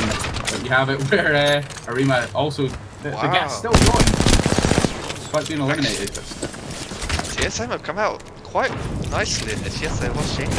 This is currently a 2v1 situation. Echo actually falling. So TSM can go that way. Sam's gets dropped the arm for the swap and just got bull checked. That was just unbelievably unlucky timing as Desi landing that bull check shot. Sam's lucky enough to get the armor back up, but that could have been, although it was a wise play to get the armor swaps ready, try and get that res on Janie, it was just sheer unfortunate timing that they landed that shot on Sam. So it is looking as though that was the play that could, well, turn the tide against TSM. So that was a great shot from Team Flawless to really cause that discontent to TSM. Yeah, and look at how much space the Flawless has got. They're kind of very split, but Hall of Fame trying to push in onto the lads, getting absolutely punished as they've gone down. Looking at Loud, who also will have to find their way up to the zone as well. But TSM are there to potentially cause issues. Actually, Sav's being picked up. Not sure where she managed to get recovered. But TSM back up to the two-person squad with Team Empire, who are also currently still in the game as well. Currently, will we see a 2v2 fight here? I absolutely love the fact that Lav decided to make a play to the truck, and it's flawless with so much space. They are just... If the tide went against them, it is a 1v2 or a 1v3 on air. Fair play. That is just sheer confidence from Flawless, running full red armor and running that sort of space. In this kind of zone, you kind of need to do that. But we had it where TSM were facing off against the remains of TSM were facing off against the remains of Empire. But it is looking as though Flawless are going to be ready for Empire coming out of that tunnel and still holding high. I say this every time I see Flawless play. It is just sheer confidence in their position and strength as a team to be able to take that sort of space. Yeah, and they've just gone about their business this game. We haven't really seen them move too much, but they've got a lot of kills themselves and a lot of damage just from holding the zone. As you said, two members currently looking on at Team Empire, who are also two members, so that they can afford to do this in air. Did run into TSM, the two-person TSM, so coming to retreat out there. But as we see, Empire have gone down as well. Quick finish. Yeah, but finish on Empire there.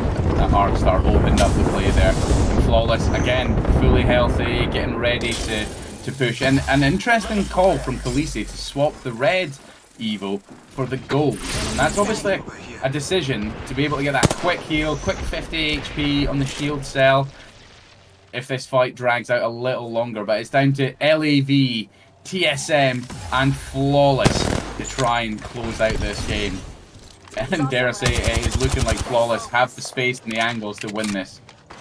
yeah, we are looking at Lav, who have kind of the comfort with this truck, holding what I would call indoors. It's sort of indoors. It's the most indoors we've got in this room so far.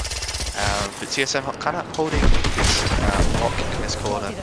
It's a bit rough for them just because you see kind of like a Bangalore roll go down, something like that. It's a lot of grenades go down, and it's going to be kind of lights out. So they're going to have to find a way out of this, as they do have both teams who are looking on them. But, yeah. LAV have the worst position there, I would say. But the perfect Bangalore ultimate from Vendetta start taking down that space. Flawless apart in that 2v1 split. But that's what this team does really, really well. That confidence, they own every angle here. If Flawless do not take this win, I'll be very, very surprised, because it is a 2v3 TSM. Ava quickly going down. Essentially finishing with the RE45, and there you have it. Flawless living up to the name with a flawless finish on TSM. Clinical, Henry, clinical. Yeah, I mean, it's fair play to TSM on that situation as well. They kind of played to their best option, which is pick up second place, pick up some extra KP. Again, they're playing to their best outing. So again, Flawless just absolutely dominating the lobby as well. With I think this is the second Wild's Edge game that they've kind of had. I mean, the amount of space that they were given, they were just gifted so much. I'm really surprised a lot of these teams didn't decide to push on that truck a lot earlier. But fair play to them. They took a lot of ground, and it worked out for them. The way that TSM played that game, I genuinely thought, when they were fighting in No Name before they lost Janie, I thought they were just going to keep swinging on teams and doing that damage. I loved the comp choice because it was not meta. Pathfinder, Horizon and Blood, get the information, get the height, get the movement, shocking all teams, and they proved it with 16 kills. And I loved Sabs' call to drop the armor ready for an armor swap in the fight, get Janie back. It was just sheer unfortunate timing where his Desu managed to land that bow check shot and cause disarray. But you know what? They managed to last in second place as a duo. But Flawless taking as much space as they did. I, Yeah. I'm honestly not. Every time I watch this team play, they do it every time I watch them when they start to own space in end zone. The communication must be so on point where they know where every team is, so they know what's safe to play. Khaleesi there was just overwatch over that whole fight at the end there with a charge rifle, just ready, clearly feeding information to her teammates and making sure that they were ready to take that pincer attack onto TSM. And we've seen it, how quickly Ava went down, is Desu with the RE45. It was just a monstrous play and deadly. This is a team that you've got to be careful of. Why Flawless are not signed yet, I do not know, because they shock the EMEA lobbies that we host. They're shocking some of the NA lobbies as well. Strength is strength, but I have to say, personal favourite for me, that one. And it's not just because they're TSM, but because they did not lean into the meta and show confidence in play, confidence in comms. Like Pathfinder in comm. I love it. I love it that Jamie's just decided to do that. It's amazing. Yeah, they do show a lot of confidence when they come into these tournaments, and it's clear that they practice a lot of different compositions. We've seen very different compositions from them. We've seen crypto team comps coming out of them. We've seen that they love. We even saw the Rampart coming out as well, winning the first. So they're very capable of. They're very versatile in the way that they want to play. For sure. And Flawless right now leading with 43 points. The Ama sisters closely behind after their monster game 2 on 42. TSM, a big show in there on 31 points, joint with the Sirens. So it's still close at the top, and it's still close in the middle of the board. All you need is that one big game. You have that game that was like the Ama sisters one in game 2. The whole board can still change in seconds. Yeah, I mean, absolutely. As you mentioned, looking at the leaderboard right now, as you said, Flawless winning that game, picking up 10 kills as well, so that's 22 points they earned from that game. Another pretty big game for them. TSN coming in second place with 16 kills and 25 points. Again, another a big game from them. Lav coming in third with 11 points, 4 kills to their name as well. Empire in fourth. Struggled a little bit as they lost a member quite early, but managing to find their way into that fourth position. And Hall of Fame rounding out that top 5 with 8 points for themselves in that game. So we're just going to take a quick break and we'll be back shortly. Thank you, mate.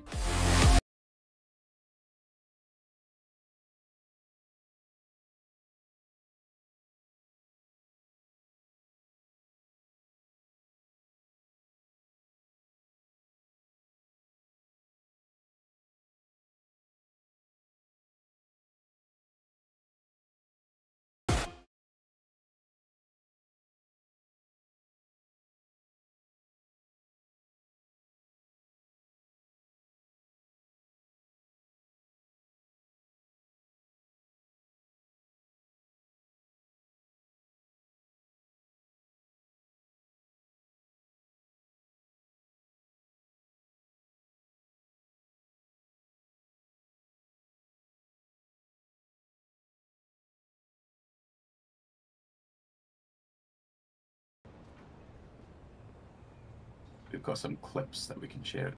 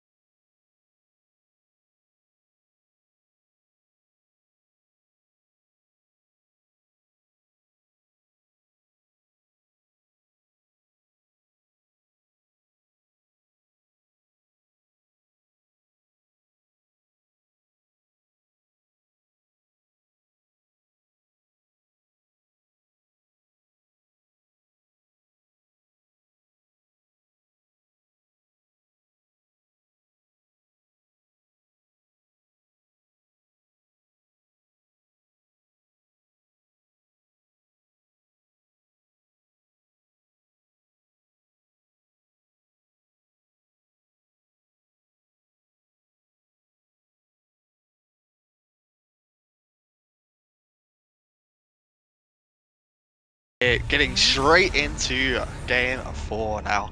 And as Scott kindly pointed out in that break, we do see the Janie on Pathfinder again. I love it. So, an absolute favourite there. So, we'll see how Janie fares in Stormpoint now with that pickup. But just looking at the map now, seeing where everyone is dropping, we can see kind of this. I believe the front is usually quite busy as well. So, seeing if there's any contests at the moment. Not seeing anything at the moment. No. We have Flawless that usually do face off against Team Eamon at this POI, so you see it quite often where there's an early fight at Lightning Rod, but Eamon probably a little bit like shaken up perhaps after the World's Edge games that they've decided to take High Point, get looted up, get some rhythm going, maybe try and get a big game. But we do have a fight at North Pad between Team Echo and Vermouth. It's Jade is already down. Banks getting a lovely shot with the longbow there. Not an easy weapon to use without that scope, so excellent shooting from Banks there. Currently number down, but looking to even it up, but doesn't quite even it up. Skyfi has also gone down. Danny, the only member, as the Loba will get out of there. Yeah, some toxicity going with a finish. Ooh. I like it.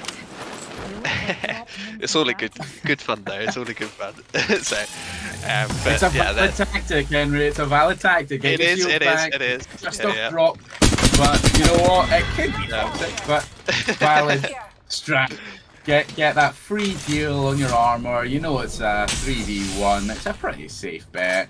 Get yourselves looted up again. I actually quite like the call, despite the perceived toxicity perhaps that could be received from Team Vermouth there. But Danny making the wise decision to actually rotate away. They've got the Loba, they can craft up banners. They've got a long way to go though if they want to actually craft up, because Down Beast is occupied by LAV. So Danny's probably not going to want to go in there and craft up, so obviously probably going to play this one quite slow, rotate out, and try and craft up later after teams have perhaps moved on from their POIs. For a second there, I thought that Danny was going to take that trident and steal it away from that team that was in Down Beast, but opting out, as that does make a lot of noise. Yeah, I mean, Loba has seen this new lease of life with this new addition to kind of the support role as well, seeing that new passive where they can buy the banners back.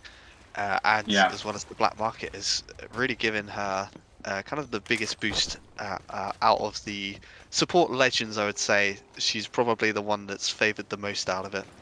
I would say the same, and to be fair, Loba was always that kind of, I would say, A-tier sort of pick rate for whether it be comp or ranked, but that ability to craft banners, like you say, absolutely without any sort of contention, I would say that she is an S-tier legend now. Absolutely viable, can be useful in any sort of zone play or even edge play. We've seen it with massive teams like NRG and ALGS playing with Loba quite a lot. So Loba is, without a doubt, I would say maybe not meta, but certainly leaning into the meta. So great point there from you there, Henry. But that's something that I never asked, actually, because we've always seemed to find a little bit of action here or there. But who do you typically main, Henry? Let's check that place out. So I've been recently playing quite a lot. Take it a little bit more competitive at the moment. So you're going to say theater, aren't you? No, I am currently on Catalyst duty. You're forgiven. Usually I am that guy, and I do play the Octane, and I am a bit of an Octane stab. So. Fair play. And we actually have an early fight with Impact and TSM right now. TSM ready on that monster aggressive comp that they've decided to adopt. And Ava getting great information for the team there. And that Horizon ultimate, the Savs quickly getting destroyed by impact. They were ready for it. But they're in a tight spot there, I say. Not in a good place. They've got the Seer exhibit, they've got the information, they know where TSM is, but damage is trading rather equally, both ways to be fair. It's anyone's fight yet. Yeah, both teams need to be careful here because we do see Aftermath being a team on the mountain looking down. And it does look like TSM have decided to back off. Lust also being in the area. Actually, I don't. Oh, Lust gonna push. Lust cannot push this. Surely, they're just gonna find their way into it. I don't know. They are looking. This is giving me a lot of anxiety right now. From Lust, yeah, it's a curious call.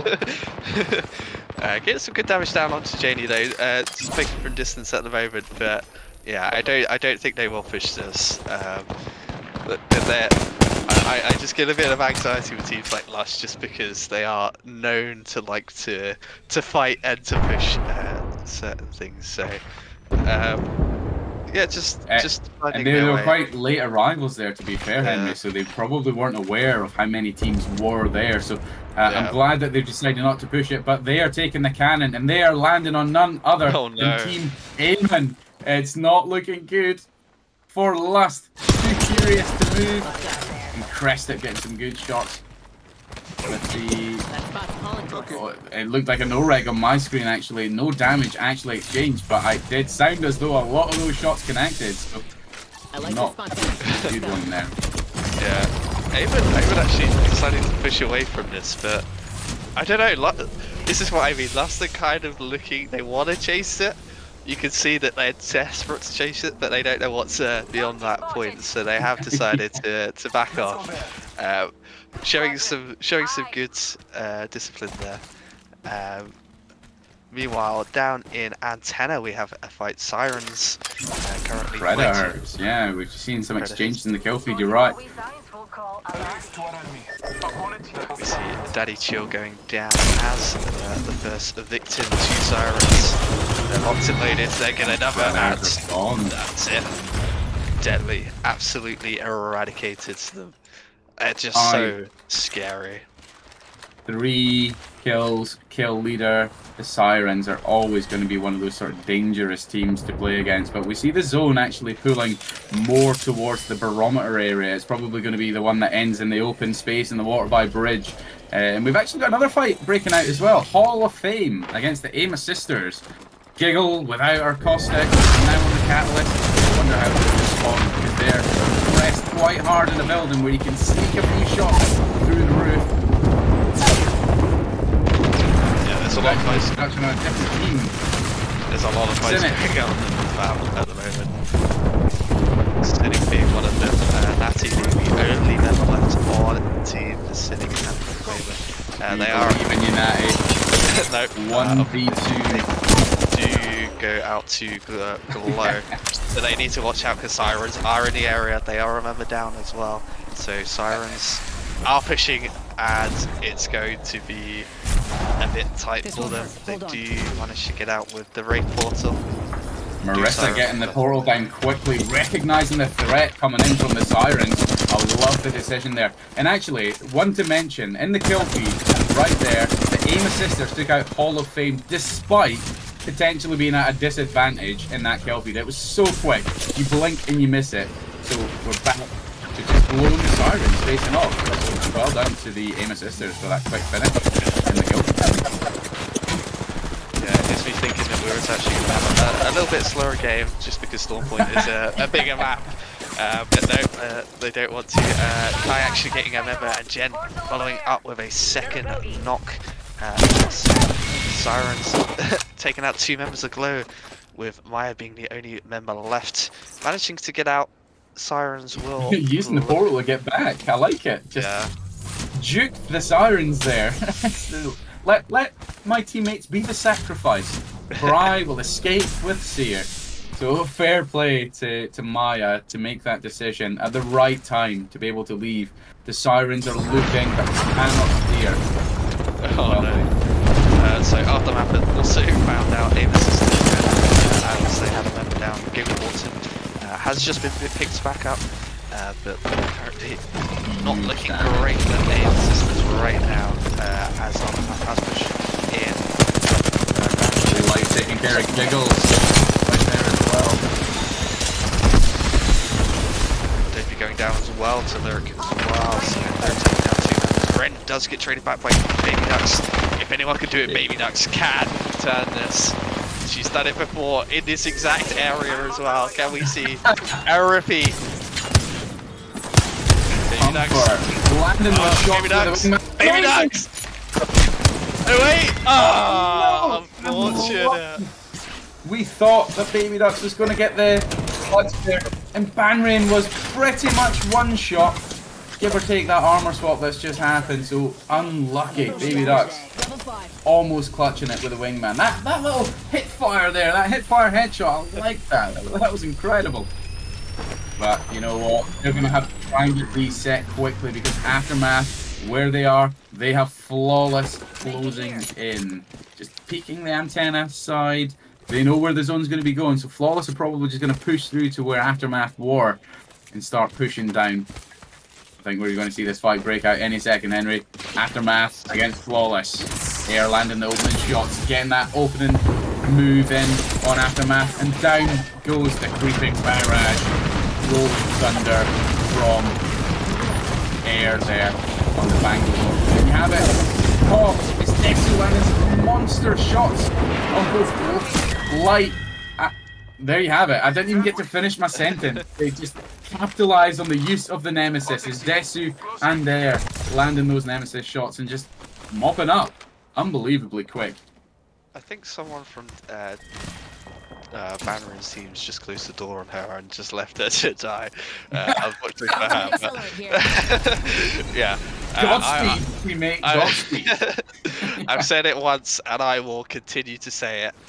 The reason you would play Valkyrie on this map is just so you can Valkyrie ult to avoid Jurassic. Jurassic is a complete bait. We see it over and over again. Constantly teams get punished by making this rotation through Jurassic, and again we're seeing it here again. 2 teams falling in Jurassic. Flawless actually coming out on top there, where no teams are able to actually respond to Flawless, although they didn't really take any damage, so even if there was a team there, I don't think they could. We have really LAV just getting a knock in the kill feed there. Larisic taking out Gwyn, so it's LAV against Lust, and Lust are in trouble. They've only got Scar left. She's 1 on 3. Is she going to be able to clutch up? Because they just managed to get that Horizon ultimate into a tight spot. TSM, Holy Alliance coming in to help Lust. No way! Goes down. TSM have to finish this now, surely. You beat us out of our POI once. Have a little hand. We'll help you out. We'll also take some of your KP while we're at it. TSM making a great decision to just third party that at the perfect time, because they were actually rotating out on the western side near Eamon. Oh, Scar. Be careful. Oh no, she's been spotted. Godspeed, Scar. I don't know if TSM want this. They don't. There are a lot of teams around the area. Scar has managed to get out. Wow. TSM helping out Lust there. It's not been the monster game that TSM probably wanted on this, but there they go, chasing down Scar, and it's over. Ava though, 1 shot. I wonder if any team might get a sneaky little shot on Ava to take care of her. As she's 1 shot, but popping that Phoenix, getting reset. Sab's getting the bat off as well. TSM are still in this fight.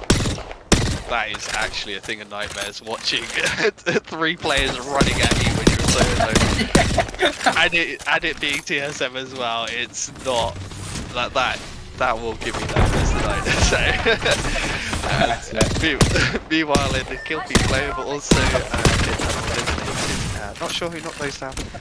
It was the Sirens. They finally found that elusive 3rd member of Glow who managed to escape earlier on the Seer by using that portal. So the Sirens, I have to say, I think the Sirens own the space just now. They've got the entire west side of zone. They've got eyes on Nut. They've got eyes on Bridge. They can just slow play this and let teams fight out, because it looks as though zone is going to be one of these Bridge finishes.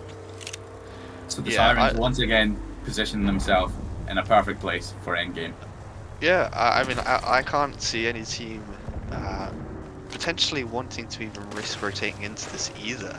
I think they're pretty safe up here as well, because there's just not really any reason to, especially when, as mentioned before, a lot of these teams like to hold buildings. Yeah. There's not really any buildings up there for them to hold. Sirens are just gonna hold that area. I say they're pretty safe, but they are getting currently currently attacked by spiders, but I think they will eliminate the spider squad pretty quickly. We have TSM facing off against Impact just now. Bellaflash getting some severe damage, having to pop that Phoenix whilst TSM start to walk up on them.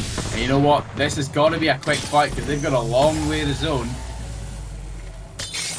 And it's not long until it starts moving. And JD going with an aggressive push on the Pathfinder, taking the roof. Do it. JD is popping off with that RE. Look at that. An amazing catalyst block on the doors. But not enough. But there's none other than Ava was already indoors and Impact are gone. TSM. Unbelievable push there. Janie taking that height, causing the shock on Impact there. I'll tell you something, Henry. Janie has always been one of those amazing players to watch.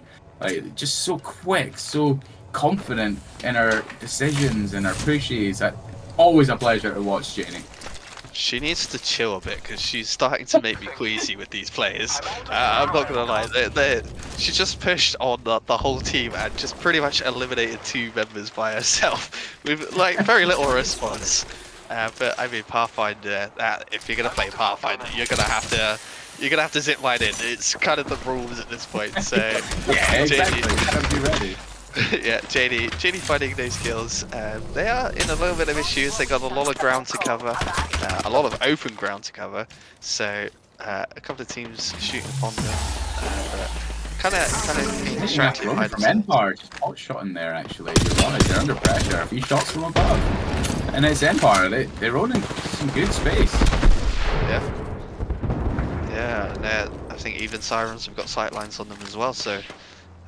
Kind of in an awkward position, but I feel like if one of these teams do decide to push, we will see third parties and fourth parties and fifth parties, and so it will be a domino effect if anyone does decide to push on them. So I think a lot of these teams are going to opt out to not push on them. You know what? Team Vermouth. They're under pressure. Eamon has a seer on them. Danny still alive from that fight all the way at North Pad, making it to Zone 5. Just ratting out with the Loba there. Unbelievable. Well played to Danny.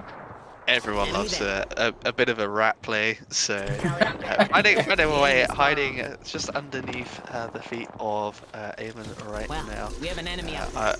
I believe that Eamon might know that she's there, but for whatever reason might not want to push on that just because they know Sirens are also on the other side. And can I just say, Sirens having such a great position as well. Enemy there. Literally the ring, pulling almost directly on top of them as well, so being able to utilize that. Danny's still alive. Eamon, despite having the seer and the information to know that Danny is there, choose not to do anything. Danny, you might rat it out yet. But interestingly, Henry, we actually called this in like zone 1 or 2 that it was going to be one of these sort of end finishes in the water by Barometer. And it's looking as though, again, the Sirens being in that position, they're going to hold the bridge. So whatever teams are fighting out on the sort of western side of zone by the western side of the bridge, it's just going to be them against the Sirens. Yeah, I think this is this is kind of another awkward ring like we saw in that last game. And actually looking on as Desu, who has a Kraber, one hit onto, that was a Pathfinder, so that has to be TSM they're looking at right now. Janie's down as well. Oh, shot coming out. TSM getting finished by Flawless. Flawless haven't even had one bullet hit them and they take out TSM. Unbelievable. In fact, is Desu maybe has 1 or 2 HP taken off them? Watching this frame it's such a spectacle to watch these competitors play with Kramer. It's such a mood for a team to have this, as they actually are getting pushed, but two teams almost immediately right there. Danny being one of the rat. And he goes. Well played.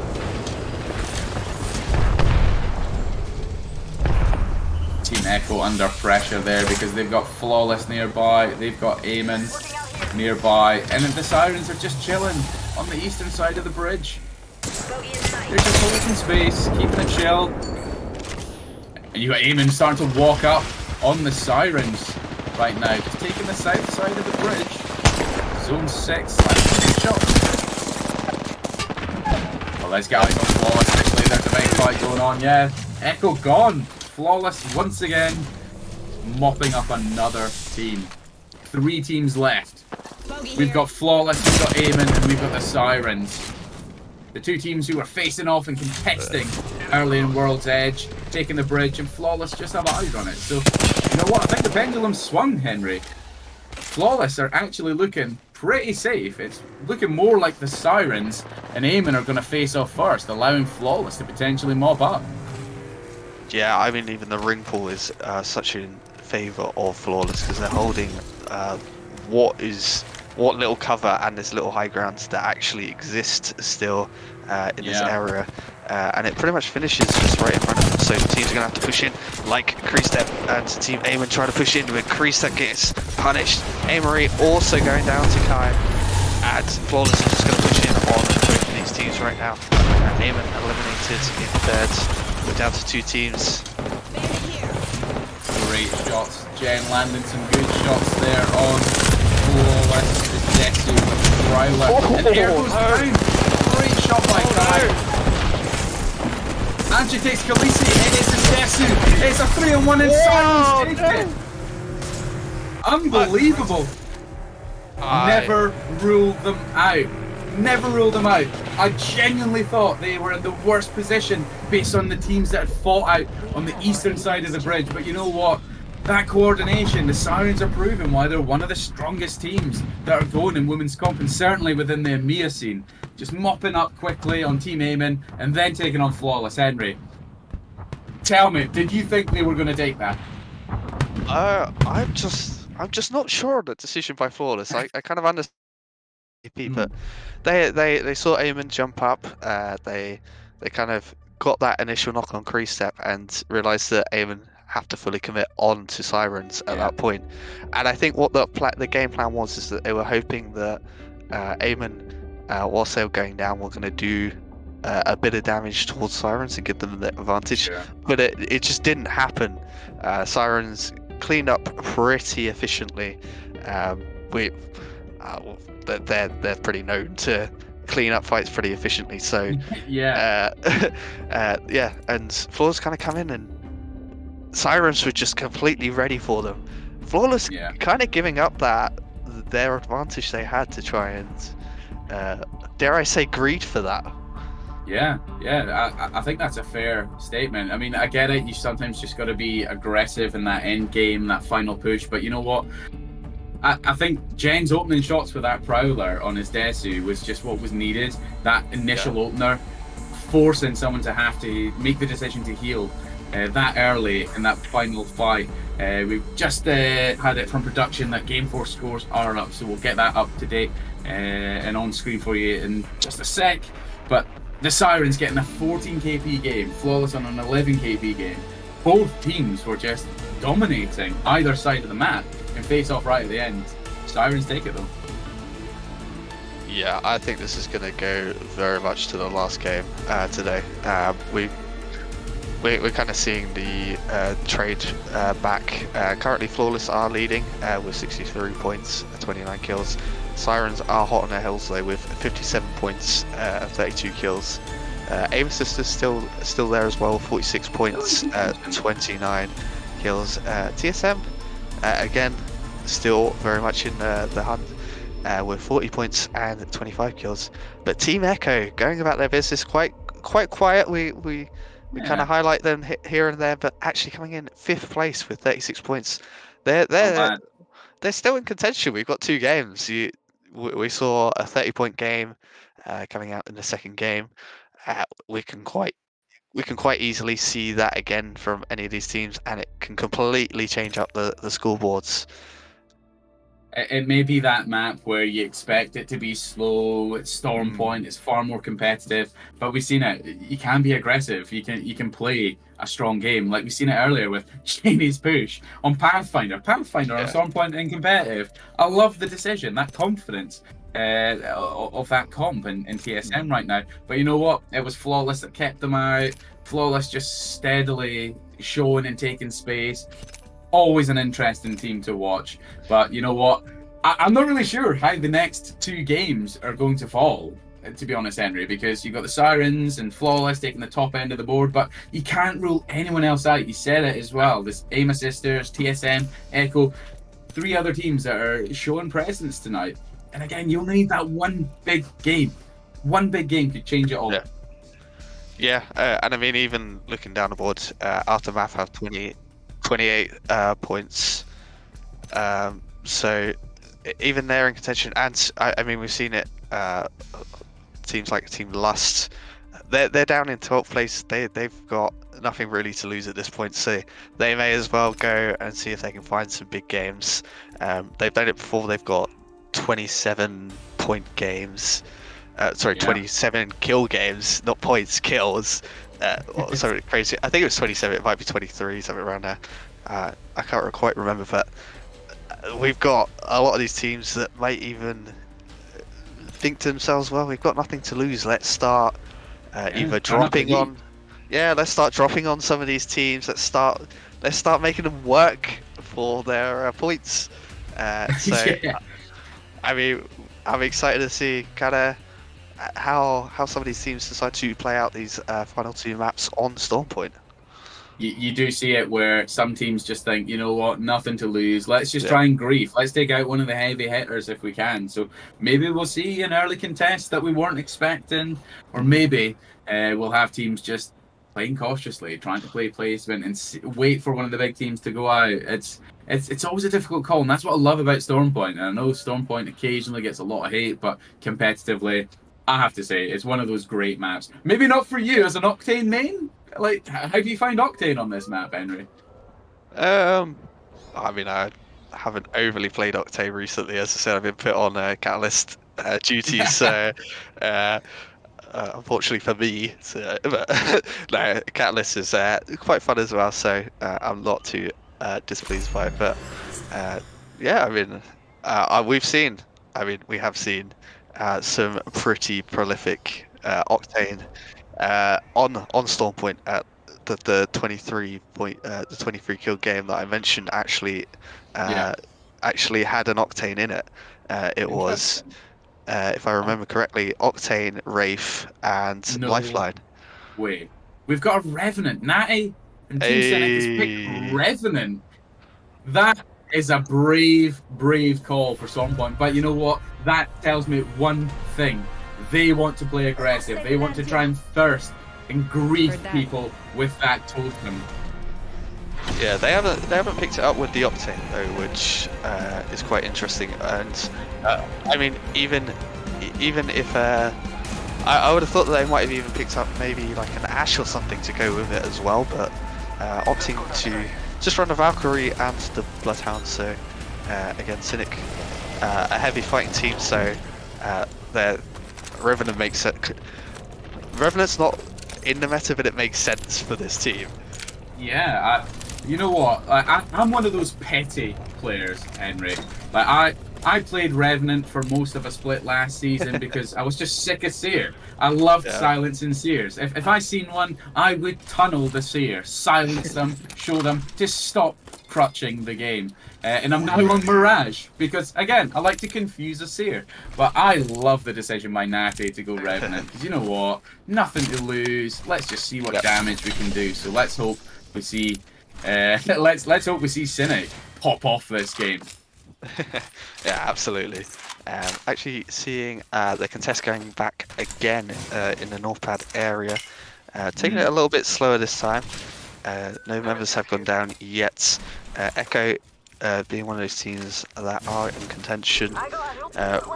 Want a good fight here. They wanna have a good game, good 2 games to make sure they still maintain contention. Just watching Banks hold the high ground, just scouting out, making sure they're not getting pushed by Vermouth, who are currently holding the building. Oh, we didn't see this either. Vermouth are actually running the fuse. We got a fuse. Let's go. I love it. I love it. Oh, and a lifeline. And a lifeline. I didn't see the lifeline. Danny obviously doesn't want to rat out to the end game with Loba. Getting ready with Lifeline, get those ready. So I don't have to craft your banners, I'll just res you. So you can tell they're ready to mix it up. And I love Fuse, Skyfire. I'm hoping to see some of the sort of mixture of aggressive and defensive Fuse plays. Because a mother loading doors, Henry, let's be honest, that can sometimes be the difference maker between shocking a team into submission. Fuse is such a versatile character. And arguably, I would say, one of the perfect sort of catalyst counters as well. Yeah, I mean, I always feel like he's kind of categorized wrong as well, because he feels way more of like a control legends than what we usually see, because just utilization of those grenades being able to zone out positions as what a there was a beam on one side, but actually Vermouth losing out, but instantly get picked up by the lifeline. The lifeline instantly coming in to use right there and getting that health, but the push is coming in. The classic Fuse mistake. The classic Fuse mistake. Yeah, you go around the corner and you hold your grenades as you come around the corner, and you just get absolutely decimated whilst you're trying to load up that grenade. It takes that little bit of wind-up time. I say it's the classic Fuse mistake because it's literally the thing I do every time. Yeah. I thought you meant as in like just over-peaking and trying to knuckle cluster and stick someone for fun, but you know what, as that fight was going on with Team Echo, TSM have actually eliminated a team as well. I actually missed that one in the kill feed, so we'll just try and get him. Yeah, that was Team Impact that has gone down. So looking at the map, looking at Empire, that currently doing the armory, but Lost are waiting for them on the outside. Lost are waiting for them on the outside, so interesting to see kind of how this plays. Although we do have, I don't know. Oh yeah, launchpad between Sonder and Hall of Fame as that's going on as well. We'll report as soon as we can and get production to get eyes wherever the fights are going on. But I'm kind of curious to see if Lust can take out Empire here, because they, interestingly, Lust have that Wraith portal ready. They're wanting to do that sort of 5-head play. Yep. Capture just to try and grief Empire, so we'll try and get eyes on that, because that could be an excellent play in the waiting. Yeah, and actually Lust running the lifeline as well, Scar being the lifeline player, actually trying to keep him in. Empire not taking the bait, and actually, well, actually do decide to take the bait actually, as I say that. Renee taking a lot of damage, not quite going down, manages to get back on the roof. Currently Mighty Macaroni is the only member to have fallen so far. So, kind of working out. We actually had it there where Hall of Fame actually took out Team Sonder while we were keeping eyes over that one there. So, quick moves from Hall of Fame while that fight was going on. And again, as you were saying, I think Lust have played that really, really well just to grief Empire. Leaving it just down to one person. It's down to Wasabi to try and outlast as a solo. Yeah. Yeah. There was one thing that was throwing me off, that we do see Fury and Natty playing on Lust. I don't think that is Fury and Natty. I think Gwyn has just changed their name, but it kind of threw me off originally, but yeah, I believe that is Gwyn. Oh, That is Natty. Apparently, that is Natty. Oh yeah, there was a sub. Sorry, Gwyn stepped out that last game, so it is Fury and Natty. Okay. Just had confirmation from production there. But interestingly, I want to go from one Natty to another because we obviously have Team Cynic, who was running the Revenant, and it looks as though they're about to walk up on Team Glow just outside of Shipfall. So I think that's going to be our next possible fight about to break out. They're about to fight for the building just north of Shipfall, and we have it. Wonder Nicky landing some good shots with a wingman. Bloodhound coming out now. Glow taking a lot of damage right now. It's kind of a bit rougher than Maya goes down to Natty, the other Natty. But the Bangalore Rock does go out to try and see if they can regain any space to potentially retreat off of this. It doesn't look like they're going to be able to, as Wonder Nicky takes out a member as well. As they're taking the chase down. Cue the music. What's it? The Benny Hill music. The chase is happening. I think you need to give us some of that breakdown of that music there. But I tell you what, Cynic just very, very quickly taking care of Team Glow, and it's just down to feel that's blue because Marissa and Maya are out, but he's still chasing. I do kind of feel a bit sorry for Glow because you know that situation is definitely where you're meant to have sound, and they definitely didn't hear it coming. As Wonder Nicky has gone down, they've actually traded. No way. Is this going to be the clutch? The clip of the night? No, because they managed to get the finish there, Team Cynic. And again, one thing I was going to say there, I love the sound of that Revenant silence because you know it's about to go down.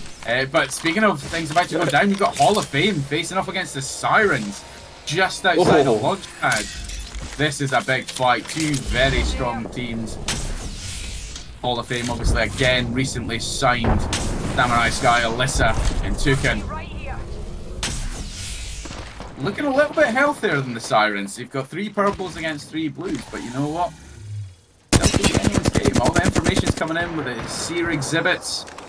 Just seems to be some patience between the teams right now. Yeah, Hall of Fame doing a good job to keep the Sirens at bay. Angie taking a lot of damage. Actually running the 30-30 repeater, so bind out from the machine. Don't usually see that too much these days. So it actually looks like both teams have decided to retreat out as Predators are coming in, yeah. Yeah, as we were talking, we actually saw the team go out in the kill feed as well. That was Aftermath that was Team Lust, I believe, because I believe I saw Fury and Natty in that kill feed.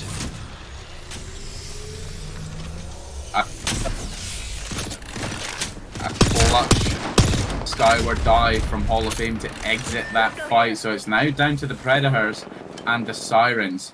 And they've got to be careful because just coming out from a late rotate from Stormcatcher, they actually have Flawless as well. But it does appear that teams are just respecting space just now. And we may have a different fight breaking out because, again, you said Team Lust were in trouble because none other than Eamon and TSM are in the area. Someone travels through here. The fact that both these teams are here has kind of given, as I say that, your Natty is going down a bit. Rene tried to knock Natty into cover, but the knockdown shield getting in the way. Unfortunately, not able to recover that. So that is TSM who've decided to push on Rene, and Rene does go down. But lost by 8 and they're nearby. They're pop shotting at TSM. Kind of well kitted. They've got 2 snipers and a nemesis, so they've got the ability to fight at range, but maybe not the angles needed to be able to take out TSM with zone coming in as well. So I like Eamon's decision to just say, you know what, they've just won, they'll be fully reset, let's just get a position within zone. And they're already under pressure from the aim assisters, just firing off from barometer. So again, a wise choice by Eamon to just get space within zone, reassess, and get ready for the next push into zone. because it looks as though we're going to have another barometer finish. Probably not out in the water, but certainly by the buildings this time. Yeah, and what we're seeing a lot from these games is we're seeing a lot of layers happening. So we have the teams that kind of like to stay on the outer ends to try make these late rotations, and they're kind of being kept out by these teams that are on the edge. And then when the edge teams have to rotate in, you have the inner edge teams, that not quite the zone teams, but they're kind of still edge, but kind of halfway, holding them out, and then you have the zone teams that are holding them out, and you're seeing a lot of layers happening in these, and that's why a lot of these fights are going down. We may potentially see one of these fights going down now between TSM and Eamon. As I say that, Eamon sisters look like they are taking hot shots at TSM, so TSM looking in a little bit of an awkward position right now. If Eamon, I don't think they'll be able to very push healthy though. Henry, they're very healthy. 2 reds and 1 gold, but they make the decision to just leave because Eamon were ready. They were watching that window that Janie tried to sneak up to. And PVG, Pretty Bond Girl, getting some good shots with a charge rifle onto Sabs, just making them commit to a full retreat. So a valiant stand, needless to say, but it's still a tough rotate for Eamon because they know they've got TSM at their back, they know it's the Pathfinder team, and they've got to push into zone under some severe pressure. Enemy here. There's definitely one of these teams that are in Jurassic are gonna die right here. We're gonna have Team Sirens and TSM fight out in Jurassic. It's kind of ironic that it's these two teams that are fighting in Jurassic as well. But Sirens try to keep out TSM. TSM just charging full force as much as they can. Sirens actually backing off that. They've actually proven me wrong for once.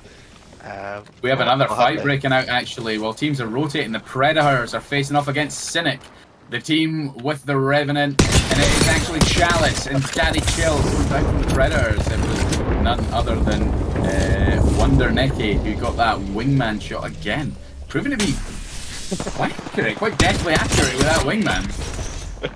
On cue, they push out and they fully send it on this team. They are getting punished though from teams that are looking on this. Wonder Nicky has gone down to even it, leaving it even now. Predators, if they notice, they might decide to. Meanwhile, in the kill feed, we also see the Sirens versus TSM fight going down. We'll see who comes out on top of that. Janie against Kai, and Janie takes it, but you know what? TSM are under pressure. It's actually flawless. Pot shotting from afar.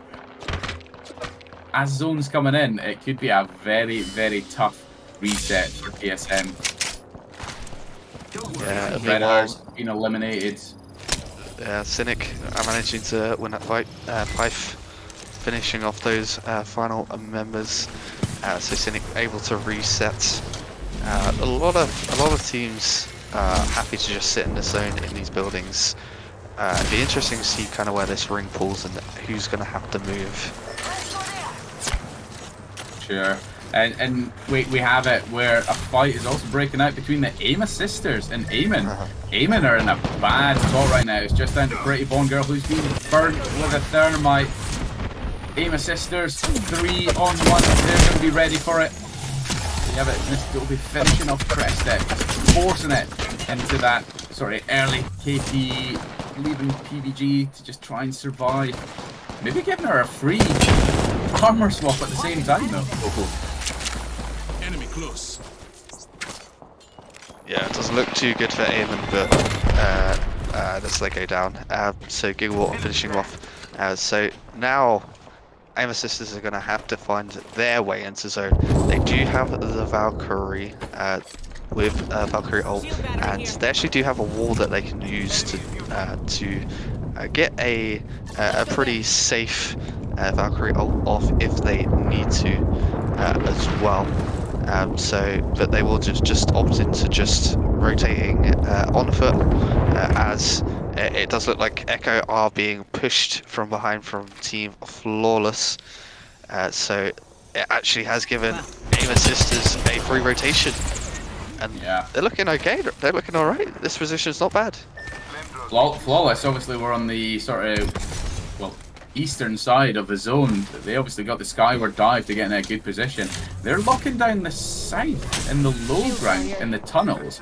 A curious decision, but it might actually be enough to let other teams face off and give them a chance to reset and just mop up again. They want high placement. They want kills. They want to be tonight's winners.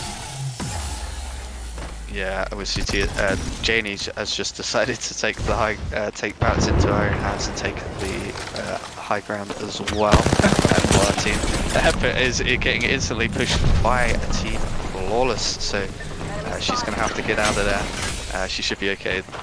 I mean, Pathfinder movement is something special in this game. It's one of the best movement mechanics in the game, so she should be okay. We have Team Cynic who've just used the Revenant Totem. They're wanting to do some damage on LAV. Are they going to be able to do it? Cynic have been sent back to the totem. Nikki is practically one shot, and Natty just trying to recover. It wasn't enough. LAV were ready for it. They heard it. Hall of Fame being eliminated in the kill feed at the same time. As that's going down, Janie now the kill leader with 5 kills on that Pathfinder. But LAV, what a stand against Team Cynic. Taking care of 5. Fair play. Fair play. Yeah, all the fights are going down now as we see Echo in the northern side now against Aim Assistance. Miss Davey actually being eliminated and completely wiped as Cynic has gone down in the kill feed.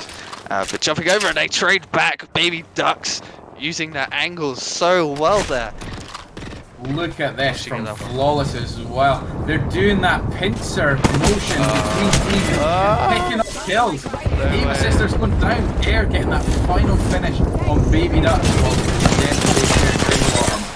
Honestly, the coordination from Flawless, where they do that pincer attack, is unbelievable. And you don't often see it in competitive play, but they just deliver it. Again, like their name, flawlessly. It's unbelievable. Yeah, we're getting to the end of the game now, where we've got a lot of these teams who are looking to win these lobbies, to win this whole tournament. Really, we've got Flawless and we've got TSM. It's still in contention. Lav also with a full team.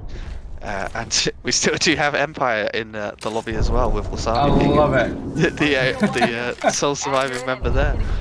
As she's also joined by Ivana, who is now a rat for Team Echo. So we've got 3 full teams, 2 currently in the southern side, TSM being one, Lav being the other. And Savs has revealed the Kraber. Savs is in possession of that Kraber. That's a game changer right there. That could be a game changer. Flawless with good angles and height on whatever action breaks out in the building where TSM are sat. TSM have the roof. They've got LAV who are still really healthy underneath. Vendetta climbing up now, trying to get some angles onto TSM, who've actually just dropped. So LAV are probably feeling quite confident right now. Thinking, you know what, we've got the roof. We've got this space. Savs is just poking and prodding her head out to try and find that rat that's hiding between the wall. But Air is actually saving the life of Wasabi right now, giving suppression fire. So Savs can't use that Kraber to end that rat's life, which would be heartbreaking to see, to be honest. A bit overkill, I think, but yeah. I'm thinking, oh, Echo have been found. Flawless have found Echo. Khaleesi, Seer managing to give the information. Oh, Sav's taking care of his Desu. Oh no, that Flawless. Kraber shot could be a game changer. It always is. You always have to watch the member with the Kraber. They will get the reset though, by the looks of it. They will get the team, their member up. Lab are still on the high ground, so TSM don't want to push that. I can't wait to see how this one falls, because TSM can hold the building with LAV, who've actually taken low ground. I love that decision from LAV. They're going to take the middle of the bridge and hope that the fight between Flawless and TSM kicks off first. Wasabi's just going to wait it out. Hope all the teams finish each other off so they can just swoop in and get that final kill or two, cause as much issue as they can. LAV again still holding that low ground. They know where the other teams are. As the fight actually happens in Vendetta actually does get knocked there by Escasu. This might be the go back for TSM. It's by TSM at the same time, but TSM are starting to walk up onto Flawless now. They're having to get that reset. Ava's under pressure, but here you have it. They've got the information. That bang, sorry, that bloodhound information is coming out now. Ava getting reset again. It's anyone's game, but it is looking as though Flawless are still very, very healthy. And they've got height on TSM. TSM still do have that Kraber. The Kraber is putting in quite a bit of work. I think now they're just waiting for these two teams to fight, as they do have a member down. They do decide to go up now, and as they both get knocked there. Lab being eliminated. TSM need to capitalise on Flawless are weak. Air practically the only healthy one left, but Sabs can Flawless take it. That unbelievable. Those two teams. Flawless were between two teams. Henry, how did that happen? I don't know what's going on today, to be honest. It's so crazy. I'm so confused. Yeah, it's.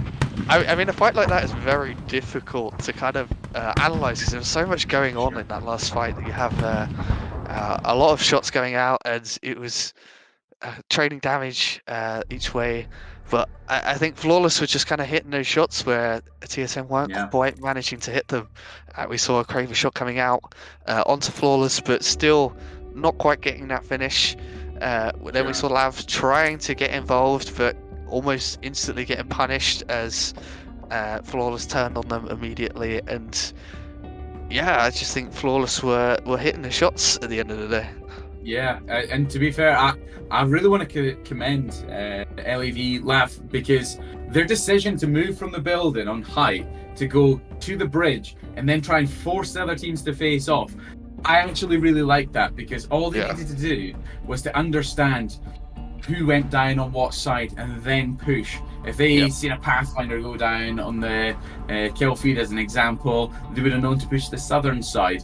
Really, really clever play. It just unfortunately didn't work out. Flawless.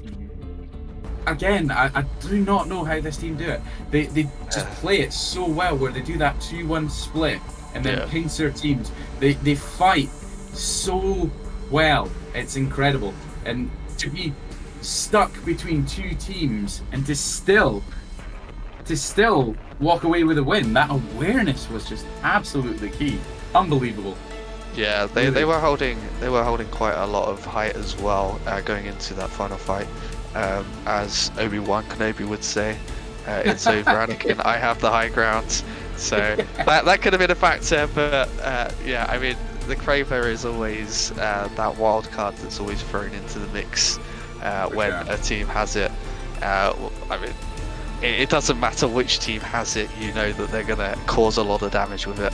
But yeah, I mean, Flawless playing that really well, kind of defending off two teams at once, and really, really benefiting from it.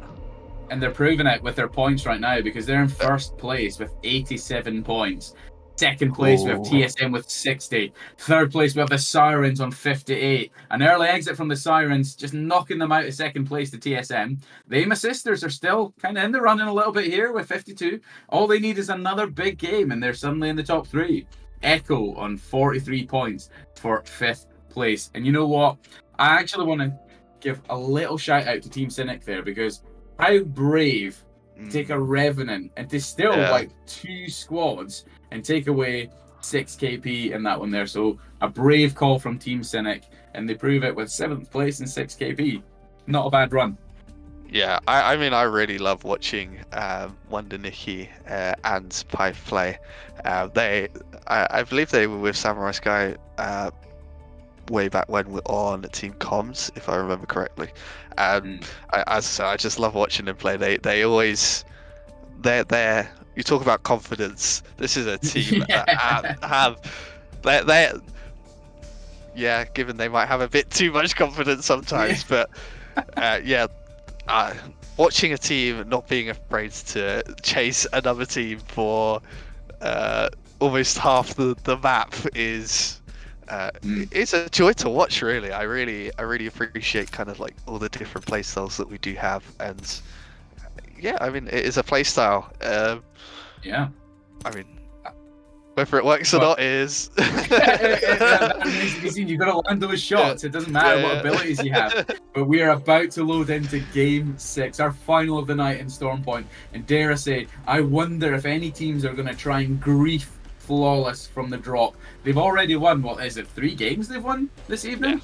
Yeah. Like, to win 3 games. And I've seen them do it so many times. They won 3 games in one of my last tournaments as well. They're just a nasty team to go up against. But I wonder, is a team going to drop on them? Give them some grief over at, is it Lightning Rod they're dropping right now? Are we going to see someone just drop to see if, let's try and ruin their night and get second place or fight for second? Who knows? Yeah, I mean, absolutely. It could be any one of these teams who kind of decide to do that again. Still, it's a bit rough for the rest of the teams because with the Rose Cups they are all or nothing. So it's first place gets the prize, winner takes all kind of format. So a lot of these teams are gonna have to not only throw everything they got at it, but they still kind of have to play smart because they still have to win the game and get the KP as well to catch them, if that's even possible. I would say that it is possible. We've seen the Amos sisters get a 30-point game. You know what? TSM and Sirens, if they have a 30-point game, you're kind of banking on Flawless having a 0-point game. But I'd say they're probably 98% chance of taking it away in Team Flawless. So maybe this is where we see the lobby unite as one, try and take out the strongest team of the night in Team Flawless. But here we go. Our final game, Stormpoint. Wishing the best of luck to all of our competitors, and a huge shout out to every single one of you who've turned out tonight. It doesn't matter who's top of the board today or who's at the bottom, because you've all turned out and you all deserve to be in this lobby, proving why Women's Comp is becoming one of the greatest scenes within Apex. Here we go. Game number 6. Yes. And you can kind of tell that some teams get to the point in this game, or Game 6, where they're deciding that they are going to take it a little bit fun. We have Hall of Fame are running the Vantage right now. So interesting. A curious choice. An interesting pick indeed. And Wonder Nikki is also on the Pathfinder as well. So another Pathfinder coming out. We actually have it where someone in Team Lust, they're down to a duo right now. Team Lust, they've got Fury Anati and Death is Life with a Wraith, Renee, I believe. So here we have it. Team Flawless, uncontested at Lightning Rod. And we even have it where Team Eamon have gone elsewhere to the walls. So Flawless, uncontested. And we've got that early fight. It's Jay taking out Banks again at North Pad. So Team Vermouth currently leading out with Skyfire Girl, Danny, and it's Jade. Fuse, Lifeline, and Horizon. A curious combination, but I dare say, Henry, I like Fuse and Horizon. I think that's a really good duo combination. Yeah. And I respect the move as well. Continuing this contest up at Northpad, and they've actually come out on top this time. So hopefully that they will find some more. TSM were in trouble, and they just punch out. Impact. Sabs punching for the. Oh, we have it. We have the teabag. We have the teabag. Sabs is doing what I like to see: a little bit of friendly bagging, a little bit of griefing. Knowing that, Friendly. hey, come to my checkpoint. We've seen it in the lobby chat before. Hey, come to my checkpoint. We missed most of the fight, but we did catch the most important part of the teabag. Well done, Sabs. You know it's a good fight when the friendly bagging happens, as you put it. So. Exactly. Exactly. I like the term. But yeah, they're right next to respawn beacons, so they should be able to reset quite easily. Meanwhile, Northfad is continuing, where Vermouth have decided that they want to chase down these last two members of Echo. Carlita taking some heavy damage.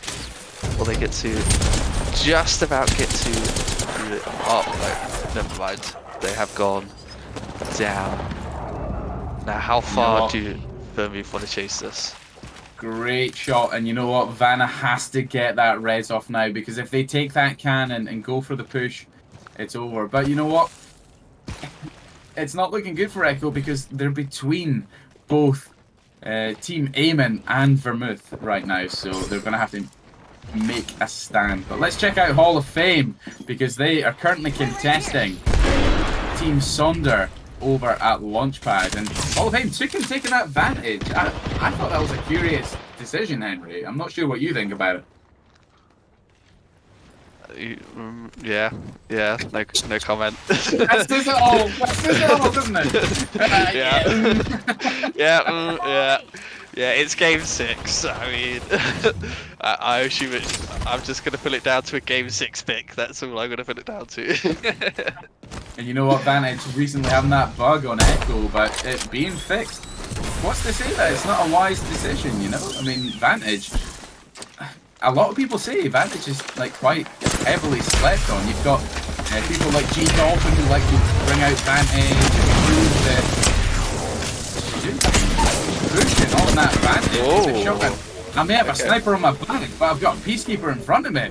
Tukin, absolutely opening the play for Alyssa to just finish up with 2 KP there as well. A confident push from Hall of Fame, and they take it. Well played. Yeah, I want to be proven wrong though. I do want to see that Vantage utilizing that her ultimate effectively and actually getting a lot of these good shots off with that sniper. It is a free extra gun. It gives you that extra range, so you can you don't really have to with your gun selection have to favor long range guns, because you've already got one. So you can look towards more that mid-range and that close range, which, again, Toucan has with the flatline Peacekeeper. That's a really, really good point, actually. Like, Toucan is in a position to take every range of fight. And one thing that you don't tend to see with Vantage users, and something quite often overlooked, ultimate accelerant. You could land all your shots, immediately use that ultimate accelerant, and just replenish those shots to deal some major grief. Like, if we were to take a couple of games ago, we seen it when the first game at Barometer where the Sirens won, they were holding that space. If you had advantage and you're just pot shotting with free shots and replenishing your ammo constantly, you could be a real gremlin in the lobby, needless to say. Griefing teams for fun. So curious to see how Vantage plays out, because this zone is looking to be a little bit different. Probably a Stormcatcher one, if not just to the eastern side of Cascade Falls. But we're going to move over to Aftermath, who are fighting in Cascade Falls against the Sirens, who we were just obviously mentioning. That was a great link from production there to go straight to Aftermath. But Henry, tell me what you're seeing. Yeah, I mean, it's just each team is kind of taking pot shots at each other. Not really fighting. Eamon was in the area. They could have potentially looked at it. As I say that, Sirens are looking to push on this now, using that gravity lift from the horizon to get onto the roof to push on to Aftermath. There's a lot of visual clutter, so it's hard to see what's actually going on. But Jen goes down. Lyric actually getting first blood on to Team Sirens, getting reset almost instantly as well when they tried to get that res as well. Jen actually having the gold knockdown shield, so the kind of one up as your last member going down first, as Cyrus is just getting completely pushed right now. Agi literally on 1 HP. There's solo a member left of Cyrus. But they've got some pressure coming from Team Lust, who are just at the bottom of the stairs, about to walk up on this. So this is the opportunity for Aftermath to finish up and quickly heal before Lust can deal any damage. Sirens go, Cynic go in the kill feed at the same time. Hall of Fame doing some more damage to the lobby as well. Aim assisters are here as well. We've got potentially 3 teams here. All the Lust. You've got Aftermath, and now you've got Aim assisters who have just found Aftermath eliminated. It's getting crazy. It's getting absolutely crazy. Yeah. This is the game 6 of Women's Scene that I remember very vividly. Fights happening all over the map. Glow going out as well now. TSM managing to take Wasabi actually getting an up on Miss Dopey, and Miss Dopey going down as well. So teams are just falling left, right, and centre. They're just third party after fourth party. This is third party City coming in. Cascade Falls is where it is at, Henry, and dare I say that the Sirens going out there, that probably seals them as in maybe third, possibly fourth place, because the Aim Assisters are still in this fight. The Aim Assisters were only 6 points behind the Sirens, so all they need to do is outlast a little bit more, get some of those placement points. They're 4 points behind now. We've just had it from production, so I guess the Sirens will be biting their fingernails to try and keep that podium position, but it's only really down to TSM. They're the only ones who could potentially mop up the entirety of the lobby, and Flawless to potentially take a win. But Flawless playing it safe, playing it slow. They know we've got to win this. Yeah, they're just completely uncontested. They're just sitting here pretty Stormcatcher right now, just chilling out, kind of making checking all their areas from behind and from coming from in front of them as well. Stormcatcher is kind of an interesting location because it's got a lot of height to one side, but then you've got a lot of height against you on the other side. It's just kind of the nature of the Storm Point map, but I think in particular Stormcatcher is quite heavily affected by that very steep gradient in the landscape. That's a really good point there, and to be fair, you've also got teams who could potentially abuse that cannon bug to be able to boost up onto the roof quickly. So if Flawless get under pressure on that roof by another team, quick cannon placement or a valve vault could see a tide switch. But I actually think Flawless probably have the best position here. Any teams with a Valkyrie probably want to land to the eastern buildings on the side. It's probably going to be a zone that ends up that way, given how it's already pooling. So teams like Empire, who are closing in on Flawless, they already have the Valkyrie, so they can do that driver side to get behind Flawless and basically see themselves walk into end zone. But we actually have another fight breaking out within Cascade Falls. It's Aim Assisters against none other than TSM. Can TSM save the Sirens for third place? Or are the Aim Assisters going to take out TSM, who are currently in second? Great shots from Dopey there, taking care of Janie with a good 100 damage from the offset. Yeah, TSM trying to take that high ground on top. Actually seeing Janie on the roof as well, utilising the Pathfinder. They're just going to look in these little cracks in at the top of the roof, which is kind of an interesting nature to these buildings, that they do have these little holes that you can look in and see the team in the building. But Aim Assisters avoiding those cracks as best as possible. Both teams kind of have to think about what they want to do pretty quickly, because they are still currently in the zone. It looks like TSM have decided to a wise back choice, off. to be honest. Yeah. Yeah. I love the fact that Ava just managed to just go shopping, use that black market, despite the action in the zone closing in, but making a quick decision to, I believe, pick up a few extra med kits, allow the team to reset. A wise choice. The Aim Assisters are just going to very cautiously heal or slow heal and push back out. But let's just quickly switch to Hall of Fame. Right in the vantage. They are fighting LAV and they've already got it down, but the exchange, Alyssa goes down. Samurai Sky with that Prowler putting out a lot of damage as well with Toucan as well, helping out as well. I've been told that Samurai Sky does have one of those game netted controllers, one of our sponsors. Oh, thank you for that plug from the producer. But Lav, currently 2 members as well. Again, another fight inside zone. It's such an awkward position for both these teams being set to finish. As Vedetka absolutely shreds. Just as their back was turned, that's when they received shots in the back from LAV. Arena Cash down to 1 shot. No. Unbelievable shots with the Prowler.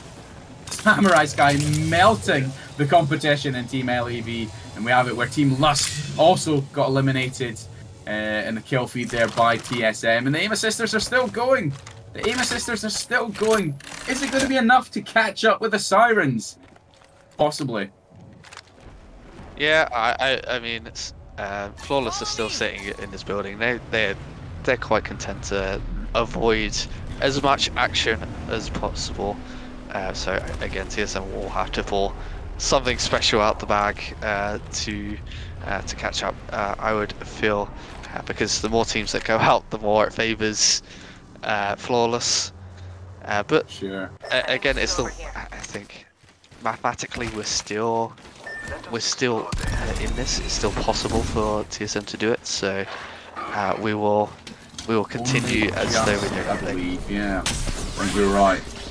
They need to mop up the whole lobby now, starting with Team Flawless. So it may happen, but we've got teams facing off on the southern side of zone, and the Aim Assisters and Eamon.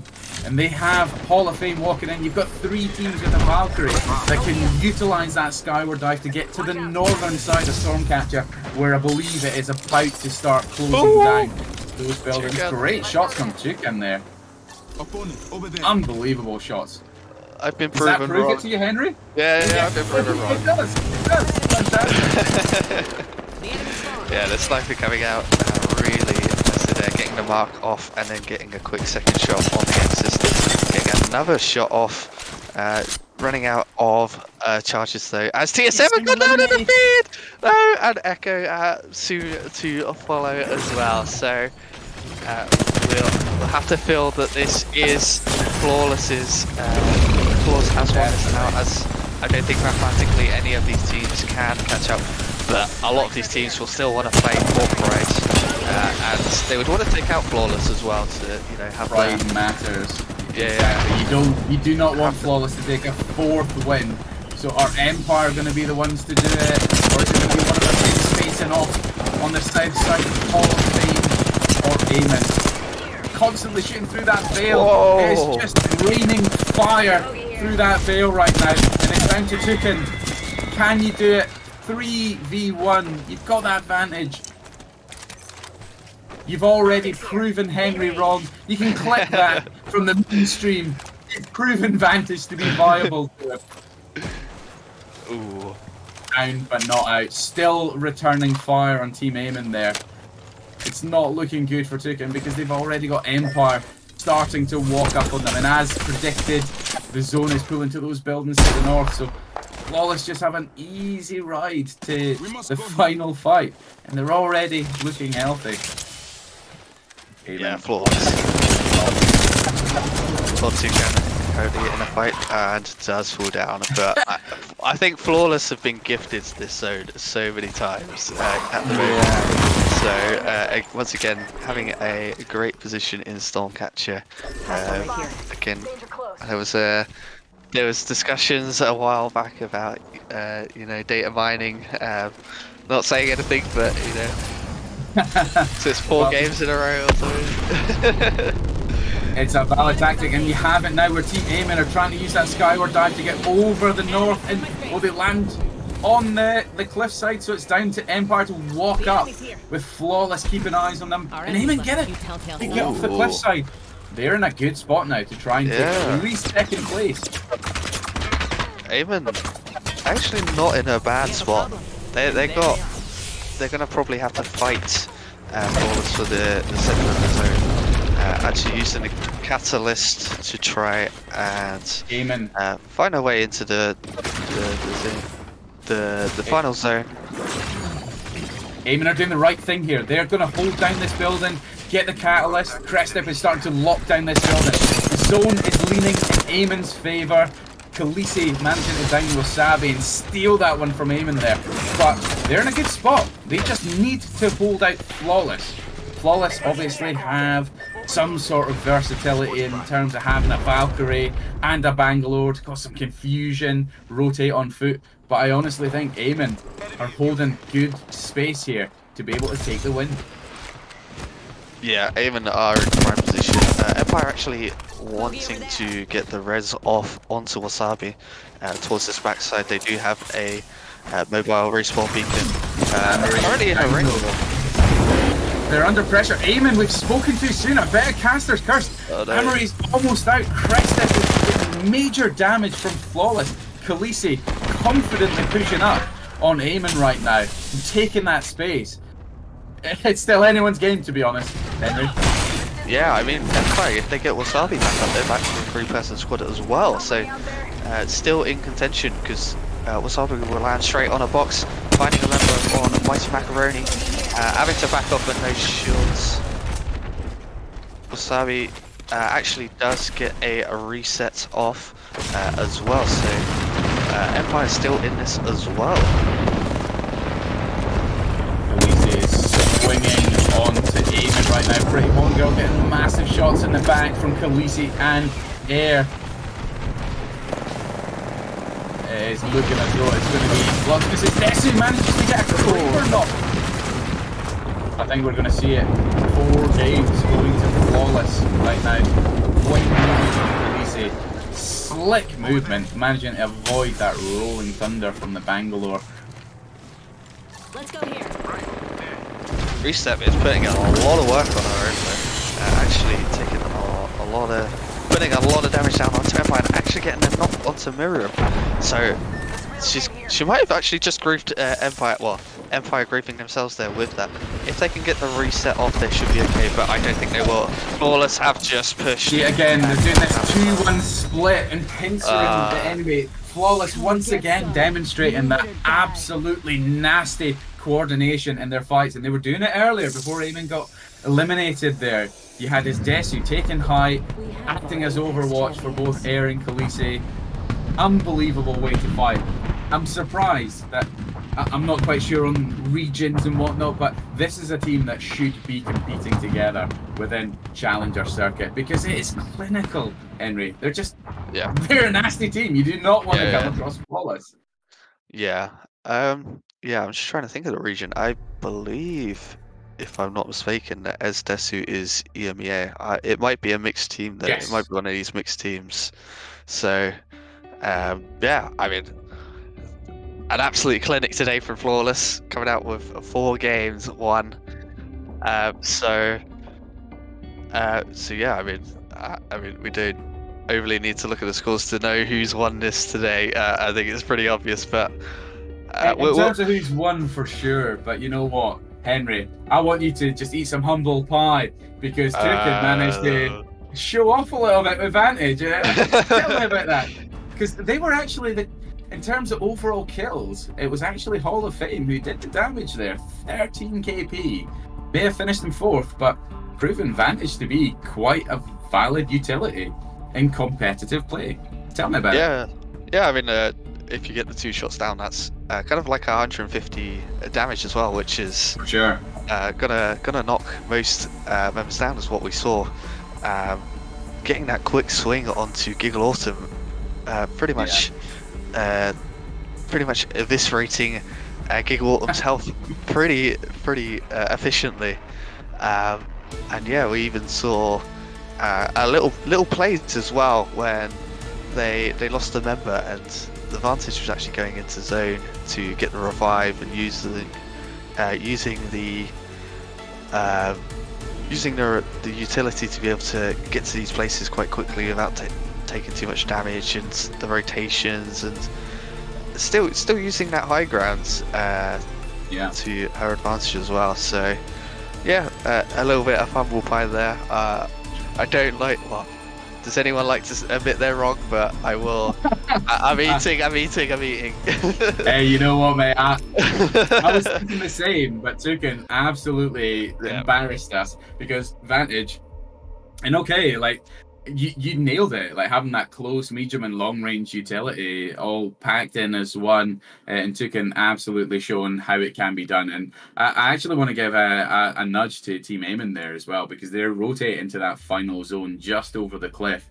I genuinely thought that they were going to take it through to the win. They took the perfect place to try and hold out Flawless. They had Empire roundabout, who at the time were obviously under pressure. They managed to get a bit of a clutch res off to take second as well. But Eamon, a great rotate as well. It was just a shame it didn't quite go in their favour because of those deadly shots from his Desu with the Nemesis taking care of Amory as well. So another night of just amazing Apex competitive play. I think secretly, not to take away from Flawless, we were just hoping for that kind of 1% chance from TSM. Could they do enough damage to see the lobby swing a different way? But I think Flawless absolutely dominating not only one, not only two, three, but four lobbies. They won game 1, game 3, and then game 5 and 6. Flawless living up to the name. Why are they not signed? Someone sign them, seriously. That's an investment, if anything. Yeah, I mean, I was even going to say between the switch up between World's Edge and Stormpoint, I was going to say, will Flawless be able to even maintain this momentum that they've got going into Stormpoint? Because we see some teams that actually favour one map over another. It's the same in pro play as well. It's not just the women's scene. It's in a lot of Apex where you see more World's Edge favoured teams, and then you see your more Stormpoint favoured teams. But Flawless showing that they can do both maps pretty efficiently. And actually, I think they had a better. Well, no, they were both even. They had 2 wins on both maps. So. And maybe it's the comfort of World's Edge and Stormpoint, and I wonder, will there ever be a shift to some of the other maps? I'm curious to see if Flawless can do the same on your King's Canyon, your Olympus, or even your Broken Moon, because they're just proven they know those maps. That's not to say we want those maps, Henry. You definitely don't want more Broken Moon, but nonetheless, Flawless, an excellent outing. But let's actually talk about some of these scores, because you have Flawless on 106 points, TSM in second with 72, and they just managed to keep it. The Sirens are on 59 points, the Aima Sisters in fourth with 56, and Echo a sneaky little 5th place with Team Echo. And you know what, fair play to them, because they might not have been one of the most, like, I guess it's the first time playing as a team we've just heard from production, like, to take 5th place as a first outing.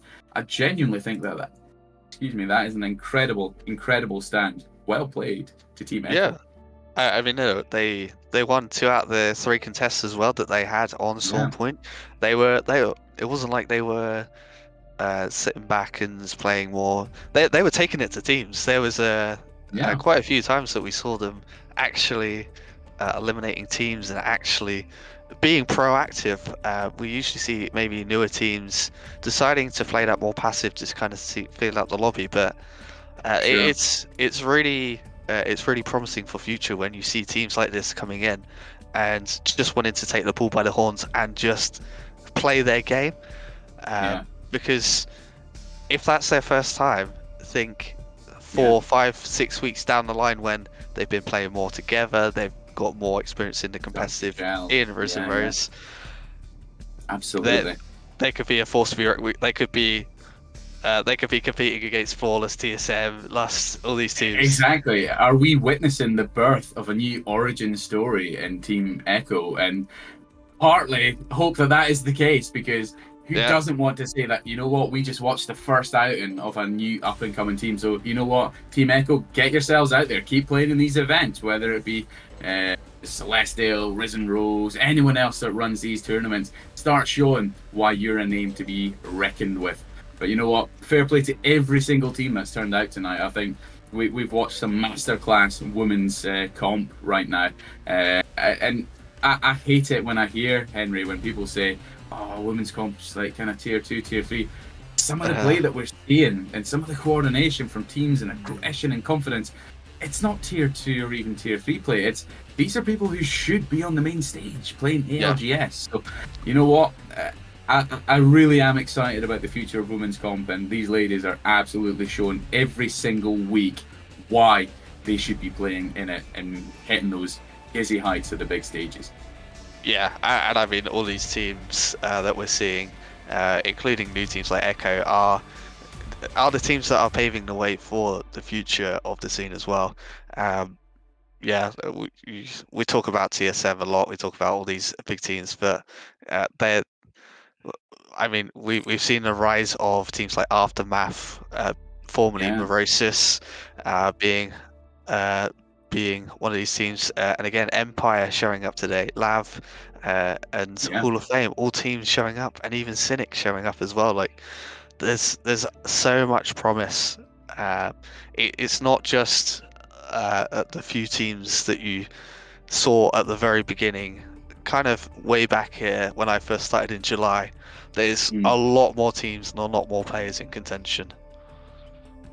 Absolutely, and I really do get excited when I see some of these names. I've had the pleasure of casting over some of these teams in some of the EMEA tournaments that we run, but getting to see some of these NA teams, and I fully believe it when I say that there's enough women within the scene able to make that sort of shake up within not only regular comp, but certainly the women's scene. So really, really well played to everyone who's turned out tonight.